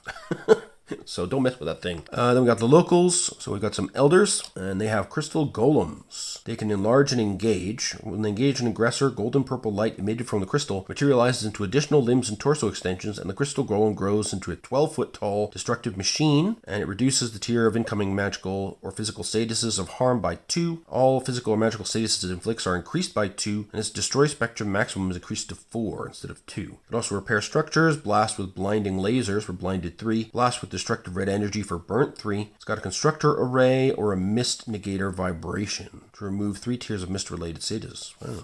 We've got Maui the Troublesome. He's a 4-star threat here. He's admired, gives him admired 2 as soon as he enters the scene, and he's a stubborn demigod. He reduces any incoming physical harm, dual or mental harm by 1. He's too cool for that and can burn a tag just before it's used in a move against him. He can pull down the mighty and grab any physical object with his magical jawbone and pull at it, bringing it closer, or if it's huge, forcing it to bend towards him. This display of godly strength makes him awe-inspiring 3. He can also give a mighty punch while taunting, grab someone with a magical jawbone and lasso them for tossed away 5. Throwing them beyond the horizon. Wow. Okay. He can throw his rope jawbone to grab someone at a distance and pull them in with tied up 3. He can educate a tied up or willing subject, showing them the error of their ways. The Ascendants, a cult of rifts who help each other achieve greatness. Lead characters as Emergence. Okay, so Emergence is a mission. I can unlock my mythos by destroying my attachments. So you want to relinquish the mundane, follow your true heart, fellow Emergence, occult knowledge of mythoi, enact great and terrible deeds. You want to not be ruled by your emotions, and follow Yaya's teachings. There's a lot of detail in this section. There's a relic for Tammuz's gratitude as well. So this relic gives you the gift of plenty, an inexhaustible food source, calmness of a pleasant summer, grow grass anywhere, sense cycles of life and death, blossom explosion, and eternal rebirth. Wolf Brother is a familiar, can give you cunning hunter, terrible bite, duty to the family, swift paws, howl that calls to the morning sun, all kinds of stuff here. At the Church of the Cleansing Waters, the oldest organization in the dome beyond the elders themselves. We have Tanvi Ashura, together with Aman Sinaya, goddess of the ocean and fisherman in Tagalog myth. Oh cool, I got some Filipino stuff here. Tanvi Ashura as an ally, can summon storms, is the goddess of the ocean, corporate computer systems. Wow. Wants to use powers for good, has powerful waves, is still new to this rift thing. The builders of tomorrow, we saw their engineers earlier, and you can create mythic implants. It's interesting. Then we have the smugglers, Eric Phantom Devere, the ghost ship, and Morvalez, Princess Dahut. Morvalez is a 5-star threat here. Apex Predator, giving her alert 2, viciousness 2, and quick 2 when entering the scene. If you have a bleeding status and are underwater, increase the tier of any physical harm or subdual status from Morvalez by 1. She can slash with claws or sink her teeth in, bite into the cold depths, pull people down into the cold depths, grounding 5, or slam with her tail, disoriented 5. Got Killer Mermaids. They are collective and a size factor of 2. They've got shark-like bodies. Land to the scene, give them viciousness 1 and quick 1. They also have this smell of blood power and slash with claws, bleeding 2, or sink their teeth in, bitten 2, and they can surround from all sides, surrounded 2. We've got Agent Malcolm Dyer with Tikbalang. Tikbalang is a horse crossed with a human. Indiscriminately targets lone residents of the sunken city for its cruel tricks. It can lie in wait, giving it tactical advantage 2, and starts every scene with elongated limbs. And when it inflicts a tricked status, it also takes forced transformation of the same tier. And when it maxes out, it changes back into Agent Malcolm. It can create deceiving illusions, hit with illusions, or spring traps. It can also gallop away to safety. Love when we get these unusual myths in here. We have Thalia Babbage, also Tautus, inventor of writing in Phoenician legend. She can read any writing, is an inspired writer, can understand patterns and puzzles, has a desire to do good, and exudes calm thoughtfulness, among other things. We got chance encounters with flying monkeys. They're looking for a leader, and they can claw and bite or hurl feces. Which gives you disgusted 1. You can steal something important by burning a tag related to equipment, fly away yelling, maybe dragging someone with them, or mock someone by mimicking their actions. That's annoying. We've got Makara, which are chimerical creatures, usually with front halves resembling a terrestrial creature, and back halves resembling an aquatic creature. They have strong swimmer, giving them a divine might and graceful swimmer set of tags when they enter the scene. Makara Kundala, that's a soft move. They can change into an earring worn by the person they are serving or change back. They can also slam into someone or turn the water. They can protect someone from evil magic with Blessed 5. They can carry something away from the situation. And then we have Glashtin. They're a shapeshifter, gaining magically disguised 2 when they enter a scene. They can cut themselves free, and they can charm someone into doing something risky, reassert or change their disguise while out of sight, slam with inhuman strength, or grab someone, run with great intention, or spring a trap or ambush they've laid. We've got even more power sets. Sea Monster, giant ocean creature with a powerful swimmer, and its hurt or subdue spectrum is set to 5. They got monstrous size, so they reduce incoming statuses that doesn't affect all of its area. They reduce that tier by 2. When the MC makes a hard move with this danger, she can hit 2 targets or hit a single target for +1 tier. Also lash out with tentacles or bite. Got a walking library. It's a danger. Can find information that works against the PCs, call out their insecurities. It can recall an ancient guide or treatise on practical subjects like tactics, potion making, or remove tier 2s of harm, or ritual binding of souls. Got troublesome sightseers, an immature rift who is making a mess of the situation, a relic hunter who takes their chances, or a sleeper who got very, very lost. They have a knack for chaos with get in trouble 4 spectrum, and when that maxes out, the MC will make something horrible happen. They're also collectors. They get the story tag that represents an orichalcum item they come across, like magical blade, living statuette, or cursed amulet. They can accidentally release uncontrolled magic or do something ill-advised. Sounds tough. Got the Fathomless Sage, Cosmic Awareness, giving them all awareness 4, renewable as a soft move, and Foolish Child. They're immune to all social, mental, emotional perception, tactical, and mystical statuses, including Gatekeeper, Shrouding, and Obliviating. They can also say something so profound it rattles your worldview. Rattle 4 or Mark 2 Crack, give you Confounded 4, or change everyone's very perception of reality, bending time and space to allow for escape. Then we have Leviathan's Sorrow, a case of ancient ruins and world-shattering sadness. And there's, again, lots of interesting stuff going on here. And we've got some new theme books and the aftermath. Then we're in the Undertrash. So here you can explore the undesired. This is where people end up when things go wrong. They can support the city above through the war below. You can go here to lay low if things go bad for you elsewhere. You can look for ancient treasure. Some of the oldest mythoi the city has ever known are hiding or slumbering in the depths of the Undertrash. It can also be a last resort. Basically, if you can't really recover from something that happened, you can end up here in the Undertrash, and you'll always be welcomed, possibly forever. There's some new player options here as well. We've got Orpheus's Lyre, a relic. Gives you entrancing music, staving off fear, affecting others' emotions. Win over your enemies, flawless musician. Punisher of Oathbreakers, subversion. Punish broken promises, consume with guilt, sense guilt. Strongest against the powerful, plan revenge. Stronger underground, so useful in the Undertrash. And Shadow Illusions. We've got Duat, which is an enclave. The land of the dead and the gods in Egyptian myth. It's quiet and hidden. Step through the circle of sand. Pass the trial to enter. Judge the hearts of others, Anubis the Judge, Amber Judgment, and the Amduat. And then we have the Urban Scavenger Routine, which is a Logos theme book. Power tags, search the city's discarded goods, finders keepers, a bag full of useful crap. That's a great tag. Hyena Compassion, I know where you can find that. Craft makeshift junk, clean up nicely, and be an obsessive conservationist. And we have places of interest. So there's the map room, broken streetcar lines, Aztec victory banners. Victory banner spirits attached to them. A size factor of 2, and for every person sacrificed at the spirit's victory banner, increase their banner spectrum maximum or their size factor by 1. They can wound you with spectral weapons, freeze the blood in your veins, or make it boil. Stab a restrained person with a ceremonial knife. Mortally wounded 5, but only the priest can do this. Wow.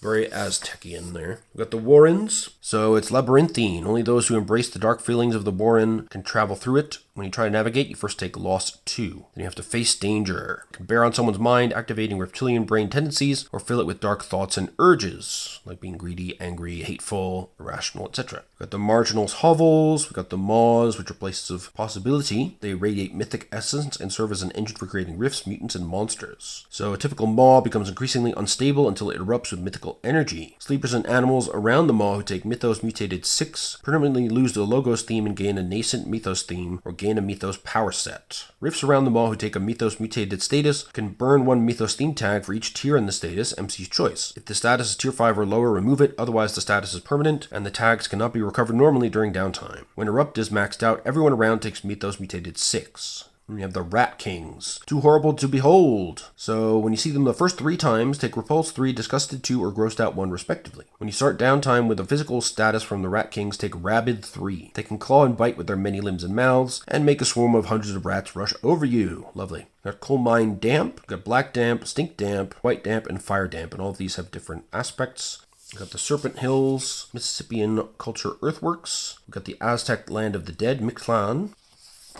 Shattered Bones and Marrow Dens are there in Mictlan. So if you change the game and complete a downtime activity in a Marrow Den, you could choose to gain up to 5 extra juice. If you do, you must also face danger against a Marrow Stain status with a tier equal to the amount of extra juice you took. This status can only be reduced through extremely powerful magic, such as the Stop Holding Back move. The Dead Gods of Mictlan demand power or blood. As a hard move, the MC can offer you a hard choice between burning a number of Mythos tags equal to the tier of your Marrow Stain status, or take a bleeding status of the same tier as your Marrow Stain status. At tier 6, you become a twisted thing intent on finding and releasing the magic in the Shattered Bones. You've got Nidavellir, home of the Nordic Djorgs, and there's an enclave there with the Forges of Nidavellir, skilled Djorgs crafters, gates of gold, limitless magical construction, smithing skills, and a magical ring. And then we got some locals, Yasmin Farhat, also Erish Kigal, a Mesopotamian goddess of Kur, the land of the dead, heart and flesh of obsidian, so reduce incoming physical or emotional harm by 3, soul of the underworld, when her hurt spectrum is maxed out, if she's underground she turns into a statue of black marble, and then regenerates after the next downtime. Queen of the Dead, you try to sneak around her in her domain, gain seen by the dead 4, she passes judgment against you, you take sealed fate 6. She can erect stone doors and gates with elaborate locks anywhere in her domain, strip something of their power and dignity, burn up 3 tags representing authority, heroism, honor, respect, or power, including Mythos powers. Rally her armor of marginals, remove up to 3 tiers of negative statuses or give intensified resolve 2, point at someone and make their flesh rot, rotting 5, or escape by tunneling through the ground. So that's the MC move, deny them something they want, but Yasmin takes humiliated 5. Wow, very powerful. You have the 7 and 14 superior marginal warriors. They tend to travel in groups of 3 or 4 despite their name. They have a size factor of 1. When they attack, you first take bleeding gash 3. They can't retaliate to your move. They commune with the dead. If you try to sneak around a member of the 7 and 14 within their domain, then you first gain seen by the dead 2. They can strike you with makeshift spears and sickle swords, consult the dead about someone's weak spot, giving you vulnerable 2, and shake off tiredness, fear, doubt, or confusion. Now we have Marcus Romsia, also Mithras the Bull Slayer, the Roman-Persian god of secrets and soldiers. Mithraic Mysteries. When you investigate trying to extract his secrets, then he first takes Obscure 5. If he is underground and has followers underground, when he takes the status of physical harm of Subdual, reduces tier by 3. Bless other warriors and soldiers who fight for him or beside him with Blessed Fighting 2. He can whisper superior tactical guidance directly into a soldier's minds. He can conjure spectral Roman weaponry and skillfully attack an enemy with it. Then we got Jakob Grund with Grendel. Grund can use Ferocious, entering the scene at Angry 3, can feed on Animosity. If you attack him or force his hand, he gains negative emotional status like Hateful, Desperate, or Miserable with a tier equal to the status you gave him. He can also ally himself with monsters and creatures of the dark, cooperating 3. Bite aggressively. If he's losing, run cowardly into the dark tunnels and disappear. Nathan Urgal, combined with Nergal, the Mesopotamian solar god of noontime and the summer solstice. And there he is. He's got Knock Knock. As a soft move, he can unlock any physical door, gateway, hinge, or lock he can touch. He can impress, charm, or inspire trust with his slick swagger. Impress someone with bright light from his fingertips. Get the crew involved with the dangerous people he's played before and now seek revenge. Call in favor from friends in high places while netting hard move. Or treat injuries or other medical statuses, removing up to 2 tiers of related statuses. He can also be an ally,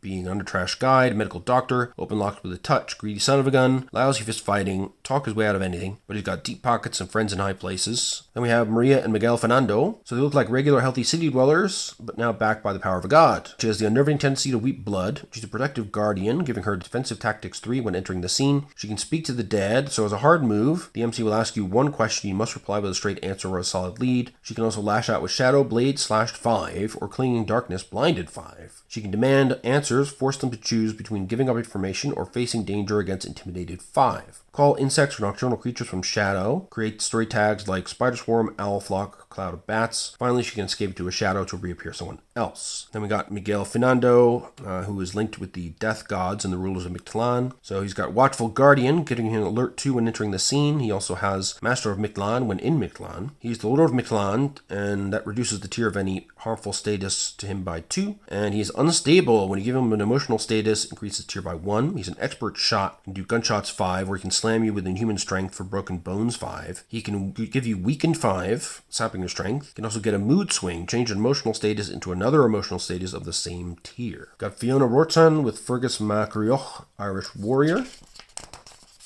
And they have the tags Gang Enforcer, getting intimidating 2 when entering the scene. She's a leader of the band. If the band can protect her from a status, the band take the status instead. They're hired thugs with a size factor of 2. When you make a promise, you have to face danger against compelled 3 status, so you're making an oath. When Impress is maxed out, you or your crew gains the ongoing story tag Fiona's Loyalty. But she can also deliver Haymaker for 4 concussed, or attack with her long knife for /5. She encourages her band, inspired 4, or she can call for her band. Got Maya Green with Venus figurines, prehistoric art representing motherhood, blood, birth, soil, and rock. She has profound understanding, beginning each scene with Mythic Insights 3. When she meets a rift for the first time, she immediately learns the name and nature of their mythos.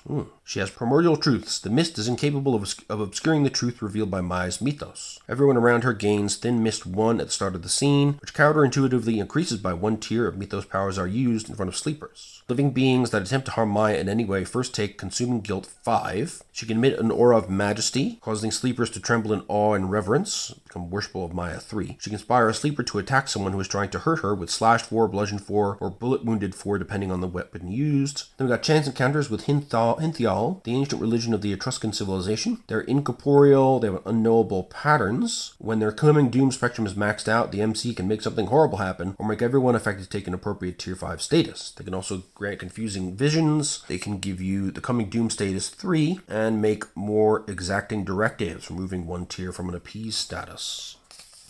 And then we've got animate cave drawings. Resemble 3-dimensional presentations of prehistoric cave drawings. They hunt in packs with a size factor of 2. They're ancient mythos with primal protection 1. When they're attacked with water or something else that would mar simple paint, increase the tier of the status by 1. As a hard move, an animate cave drawing can become flattened against a nearby wall. Its hurt or subdual spectrum becomes not applicable, and it cannot affect 3-dimensional things. It becomes 3-dimensional again as a soft move. It can attack with horns, claws, or stone weapons. Induce a primal sort of fear. When on a wall, it can reform, reduce the tier of a physical status by 1. We've got Menhir, prehistoric rock monoliths standing cold and silent. They have solid stone, so any physical harm is reduced by 2. They have primal power. When you use magic against them, you take weaken 2 first. They can blast you with power, broken bones 3, create bodily needs, hungry or thirsty 3, or create a need to protect the Menhir itself, reverence 3. They can push away the mist with Thin Mist 1, open up the awareness of spirits, create a new danger with the ghost or spirit mythos power set, and grant everyone around spirit sight. Or they can call to worshippers, create a new danger of any mundane kind with size factor 1 and zealous 2. Also got Doombringer, so this is a danger with plot armor, and when you attack them you first take doomed 2. They have visions of fate. As a hard move, the MC can ask you a question about what you plan to do next, and they gain an ongoing foreknowledge tag as long as you act along the same lines. And we have urban explorers. They know these tunnels. When they enter the story, give them oriented 2. While underground, they can use environmental tricks to harm or trap you, or they can reveal hidden advantages like shortcuts, hidden caches, way markers, etc. Then we have Where Light Fears to Tread, a one-shot case of vampiric violence and primordial power.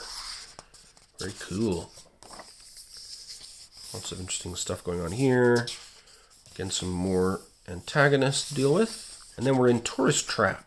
A flashy district of wide-eyed tourists and dangerous pleasures. So you can use this place as the perfect setting for cases involving victims of a wild night gone wrong. A place for PCs to lose themselves and forget their troubles. A colorful backdrop for shady acquisitions of unique items. They can enhance themes of superficiality as well. There's some custom moves here, including carousing. When you go out drinking, you can make an investigate move with an ongoing club gossip story tag. And if you do, you will get additional effects based on the result. On a miss, you immediately face danger against a ban from the club's 2 status. On a 7 to 9, you face danger against Hangover 2 or Overspent 2 status. On a 10+, you gauge your drinking just right and get a regular +10 result on an Investigate roll. On a 12+, the roll is Dynamite, even if your Investigate moves aren't normally Dynamite. Oh, cool. You also have Word on the Street. If you spend downtime in the Tourist Trap District and prepare for your next activity, they can choose to tell everyone at the table how they plant the seeds of what they're trying to manifest, which must be plausible for sleepers. Then they gain 3 juice to spend and can choose to make the effect either scaled up or ongoing for free. Oh, nice. We got some new player options. Net of Ran. This is a relic. So it's a magical net of drowning. You can drag people down. It's inescapable. It's woven from sorrow. Ooh. It's the doom of sailors. You can see fate's currents and command the waves with this. A genie's lamp is an enclave. You can empty the genie's lamp safe and secure. Just say the magic word. It's magically hidden with many wondrous amenities. It's got the genie's personal belongings as well, and it's a realm of magic and a bottle of goodwill. You've got the Nereids, who are conjurations. Creatures of the sea with powerful tails. they're enamored with me. Fast swimmers, they can charm mortals, hear what happens near the ocean, summon waves, and they understand the beauty of the sea. And we got some places of interest here. The department stores, themed restaurants, which are tacky, expensive, and filling. There's a local vendors market and the tourist ferry. It sails on a bay, lake, river, or other body of water around or near the city. The ferry itself, sooner or later, something horrible is going to happen on board the day tripper. Okay. SOS, when the ferry enters the scene, if it's already sinking, give it sinking 1, flooded 2, or halfway submerged 3, depending on the situation. When the ferry starts sinking or enters the scene, create any number of new dangers. Major minor hull breach, pumps offline, or helpless city resident. It could be a death trap. Everybody in a submerged area take drowning 3. You can abandon ship when submerged or break apart, max out. The ship sinks below the surface, and death trap applies to everyone still on the ferry. Then you got the nightclub to hang out in. You got the arcade, tourist attractions like the Shinar Tower, one of the tallest buildings in the world, and the construction isn't even complete. Got the Green Ferry, the personification of absinthe, one of the most famous bars in the city. Got the Breaker Rocks, Tekduin, the Irish island of the dead. Spire, Shamash, the Babylonian god of the sun and visions.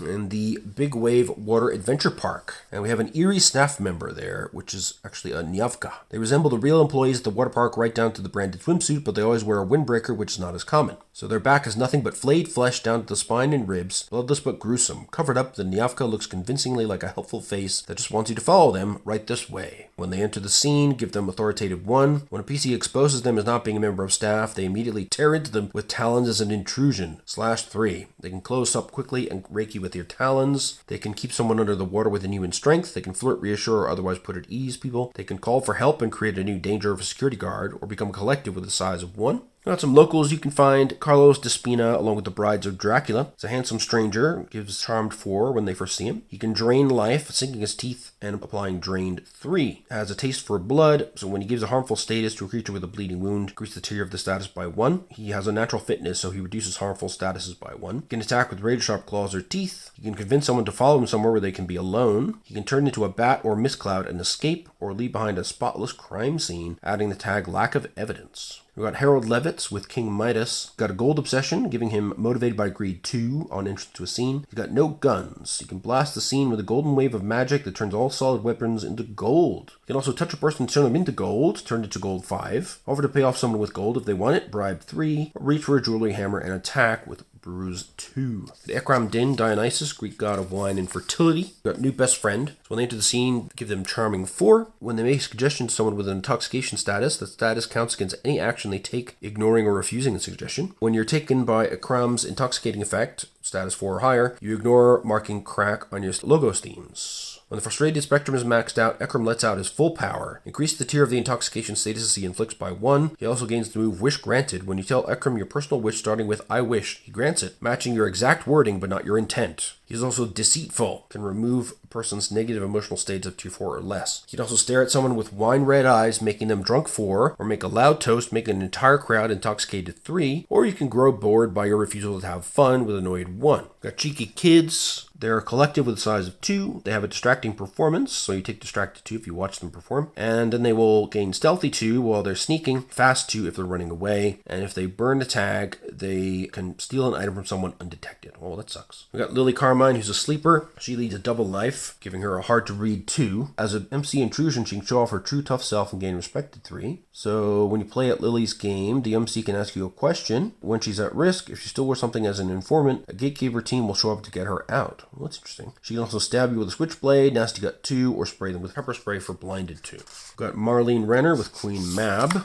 She's a lucid dreamer. When she takes an unwanted illusion or dream status, reduces the tier by 3. She can see into dreams. During a downtime, the MC can ask you one question. She can inflict a dreamlike vision, hallucinating 5, or nightmares, terrified 5. She can trap someone in a waking dream to do her bidding, compel 5. Manifest a dream creation, like create a fairy swarm, dream steed, enchanted coach, etc. Jennifer Anderung with Alp. Yoga training, giving her yoga training as a story tag and energize 1. She's a nightmare imp, so when you physically harm or intimidate her, you first feel a deep sense of dread, terrified 2. And she can consume your breath. For every tier of suffocating the target gains after applying defenses, Jennifer removes 1 tier from a harmful status she has or gives herself a positive status with 1 tier. When you face danger against a suffocating status from her, any fear-related status hinder the move. She suffocates you by touching you and stealing your breath, giving you suffocating 3, or she can paralyze you for paralyzed 3. She can look at someone tired and inflict nightmares in them, terrified 3. She can grow more desperate, giving herself anxious 2. We've got King Gull with King Tereus. We've got a mob of birds, a flock of seagulls that follow the directions of King Gull. They are collective with size of 2, and they are naturally smart, giving them underestimated 3 and alert 3. They can celebrate their king, giving him strength in 2, erupt into a cloud of flapping wings, disoriented 3, or stabbing beaks, pierced 3. They can appear content, showing off their simple way of life, giving you fascinated 2. They can snatch something from your hand by burning a tag. They can complicate things big time by making loud noise, dropping trash, or otherwise creating unwanted attention. Then we've got King Gull himself, Tereus. He's keen-eyed, giving him alert 2 when he enters a scene. He can transform into a bird as a hard move, changing a target status from convinced 2 to transform to bird 6, turning them completely into a seagull, pushing free of the pile of clothes they are leaving behind. For player characters, all equipment-related tags are burnt and cannot be recovered while they have a transform to bird status. They keep their same themes at least for now. When he takes a status that his flock can protect him from, the flock takes the status instead. He can also peck you with a beak or beat with wings. He can talk you into joining the flock, convince 3. Call to his subjects with create a new danger mob of birds, or fly off to deny you what you want. Peter Oberst, Prospero from the Tempest. Oh, that's cool. Shakespearean. Power tag digital servant, powerful search AI, hidden online havens, security system cracker, voice interface, and powerful computing. We have Brandi Marietti, a Bradamante, fictional French female knight. And we have a surf competition jousting journey. So you need to win with 5. Every competitor has their win spectrum. And when you change the game to do something physically during the competition, you gain 1 more juice. If you make a move with a stunting status is of higher tier than any of your competitors, gain 1 tier of winning, or remove 1 tier of winning from a rival. And you can also get your moves disliked by the crowd, get bad reputation too. We have Sean McMahon, video early Irish folk hero. So they're slippery but beloved, though a drug pusher and a bit of an all-around scoundrel. So well-liked and charismatic that he's difficult to accuse, insult, or manipulate. He's always got the goods. He can trip someone as they pass by his bar stool, then help them up while picking a pocket. Embarrass 2 and burn a tag. Mishandle something important or betray the trust given to him. Complicate things big time. People around it don't like it when you harass him, which will create a new danger. Or he can disappear from the scene when the authorities start to close in. We've got Ty Fairchild with Hel, Norse goddess of the underworld. She can concoct unique cocktails that seem to portend their future with prophetic inkling 2. More commonly, she can offer soulful advice to someone in a difficult situation. She's a caretaker of souls. She begins the scene with accommodating 3 and listens attentively 2. And she can bring the hell. Each action or move that disrupts her bar puts annoyed 1 on her, unleash hell spectrum. Once maxed, she immediately takes on the visage of a pale-skinned goddess of death and inflicts terrified 3 on everyone who can see her. She then uses her more violent hard moves in the aim of clearing the bar and removing the problem people. She can warn people when they're pushing it to intimidate them, punch someone in the soul hurt 3, ouch. Rip someone's soul right out of their body and hold it aloft in her fist, removed soul 6. Oh my god. Then we have some chance encounters like night partygoers, encantados. They have sex appeal with attractive 3, compelling magic, giving you enchanted 2 when you want to give them an unwanted social status. They have a sudden reveal. If they're exposed as fake, they immediately try to escape the scene and are defeated if they can't. They can say things that are cruel to hurt your pride. They can flirt, befriend, or dance incredibly well. They can punch or kick. They can become dolphins and bite on you or pull you under the waves. We've got skateboarders, which are jackalopes. They are collectives with a size of 1, and they have alert 2 when they enter the scene. They can pull a sick move, gaining evading 1 and excited 1, pull out knives or hidden antlers, or kick savagely. They can laugh mockingly or leave a mocking graffiti, humiliated 1 to everyone in a group. They can get some more to roll into the scene to increase their size by 1, or they can escape quickly on their skateboards. We've got the snake ring chalkidiri. These are little snake rings cast in brass and bronze throughout the tourist trap and souvenir stands. So when the snake ring is investigated, first give it nondescript 2. While worn as a ring, if the wearer would be harmed by fire, the snake ring first gives them fireproof 2. When the snake ring takes a status related to banishment or to fire or to heat, the status becomes exposed instead. When the exposed spectrum is maxed out, it transforms into an angelic winged serpent with brass-colored scales, abandoning its wearer and flying away. It can give a desire to burn with Pyromaniac 2, or call forth the birds, creating a story tag of flock of birds. There's a new power sets, revelers, they can drink you under the table, and they can enter the scene, adding dance music and pile of booze to the scene. We got the fortune tellers. They can give you a cold read, and the MC will ask you a question. When you spend a clue to ask a question about the fortune teller, the MC can always choose to give answers that are fuzzy, incomplete, or part true. They can also convince someone there's bad news coming, doom 3, or give them hope, encourage 3. Then we have the Maestro of Chalk, a pressing case of missing tourists and lively street art. Once again, nice intro to the area. Lots of additional art. Ooh, we've got a Hydra going on there. Yeah, I really love the way these books are laid out. Okay, these are the small-time villains. We have Puppet Show. Use them as a component in a case or story arc you're creating, as a side case, or as a ready-to-play random encounter.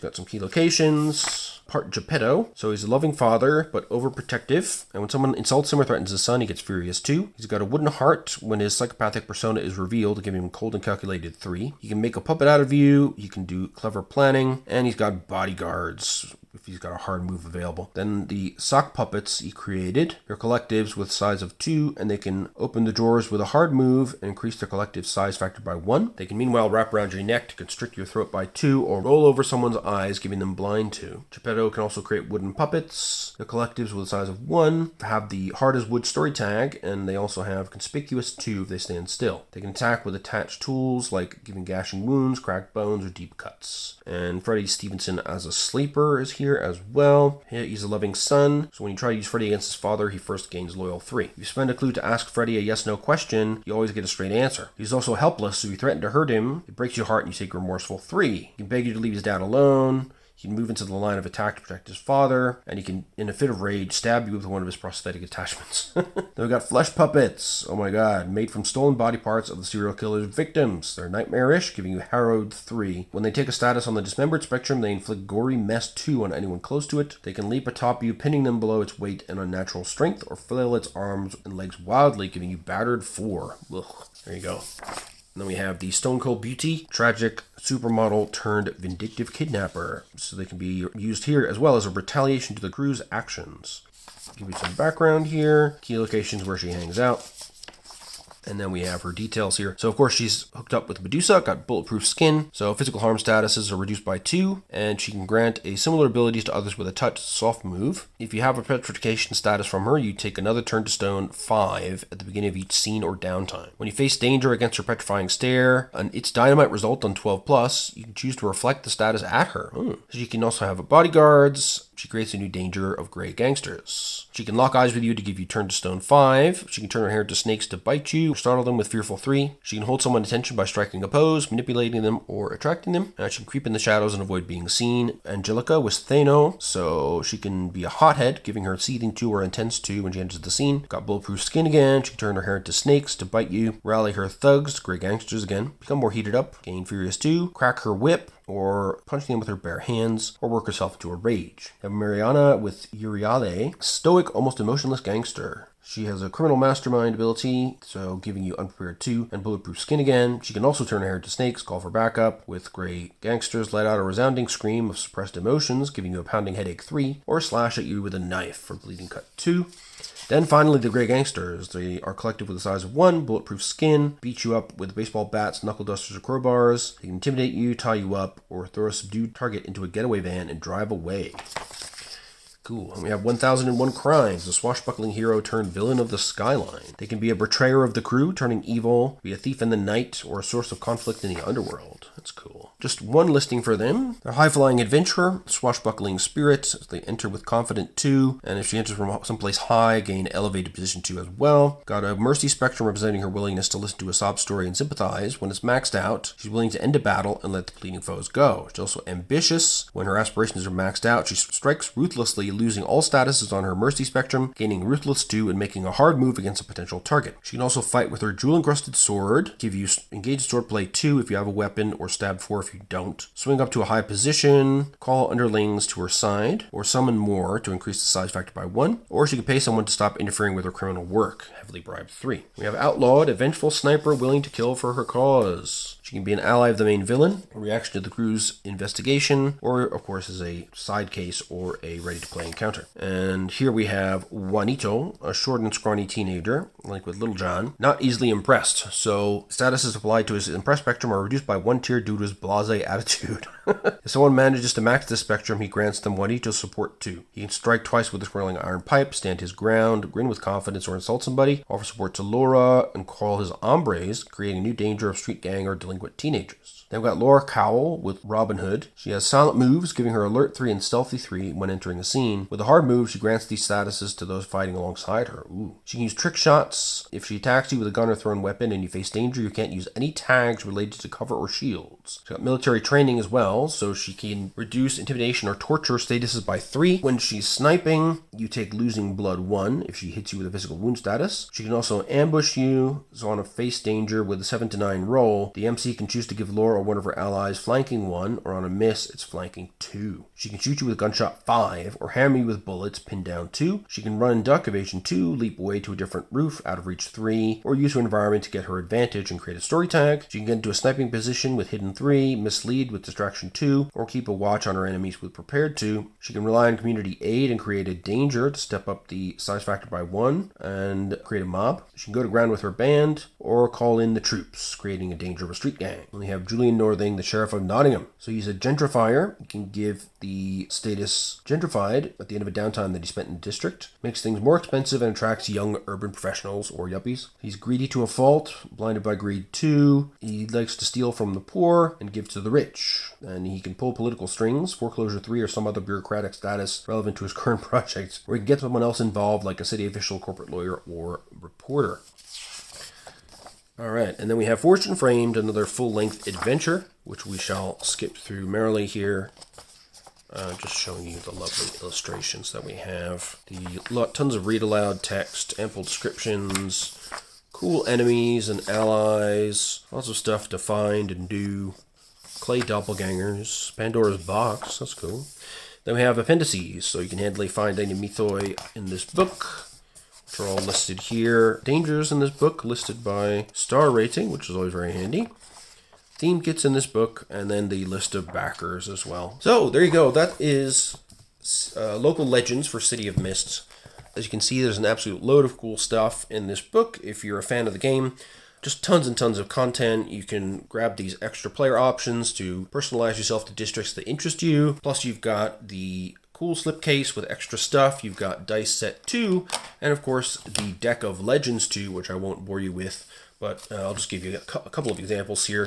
These are just lovely tarot-sized cards that show you the threats in the main book. So, for example, Alvin and Hugh's song there on the front. They're nice and laminated. You can see they're nice and shiny, and they have all the info you need for every main threat presented in the book, which is really, really handy for the MC, of course. And so there you go. If you're a fan of City of Mist, I'd say this is a must-get, particularly if you've played through, the campaign that is available already and you're looking for something new to do. It's great to have more detail on the City of Mist. I'm wondering where they're going to go next with the game. I think there's so much more they could do with it. They've already done some interesting things, allowing you to play as gatekeepers and so forth, and the massive cases that they've released, both in print and online as well. So I'm really looking forward to the next City of Mist project, and I'm also wondering if they might update it to the slightly newer Mist engine version that we saw in Metro and Tokyo Otherscape. But I think they've said they don't plan to do that anytime soon. So at least for now, City of Mist will be staying as it is, which I think is just fine. The update works for Metro, but this game has gone very far with its system of player moves and MC moves. It's also easier to get into if you're PBTA knowledgeable, so I think that's pretty good to have that in their docket as well. So I hope you enjoyed. Let me know in the comments what you think, if you got this expansion for yourself or if you're looking into it. If you have any questions about it, of course, you can ask me in the comments anytime. And please do click a like and subscribe. And if you feel like helping me defray some of the massive expenses of all this stuff that I show you, there is a Ko-fi link down in the description below. In the meantime, take care. Hope you had a great holiday and a happy new year, and hope you're looking forward to a great 2025. So looking forward to seeing you in the next video, and until then, take care and bye-bye.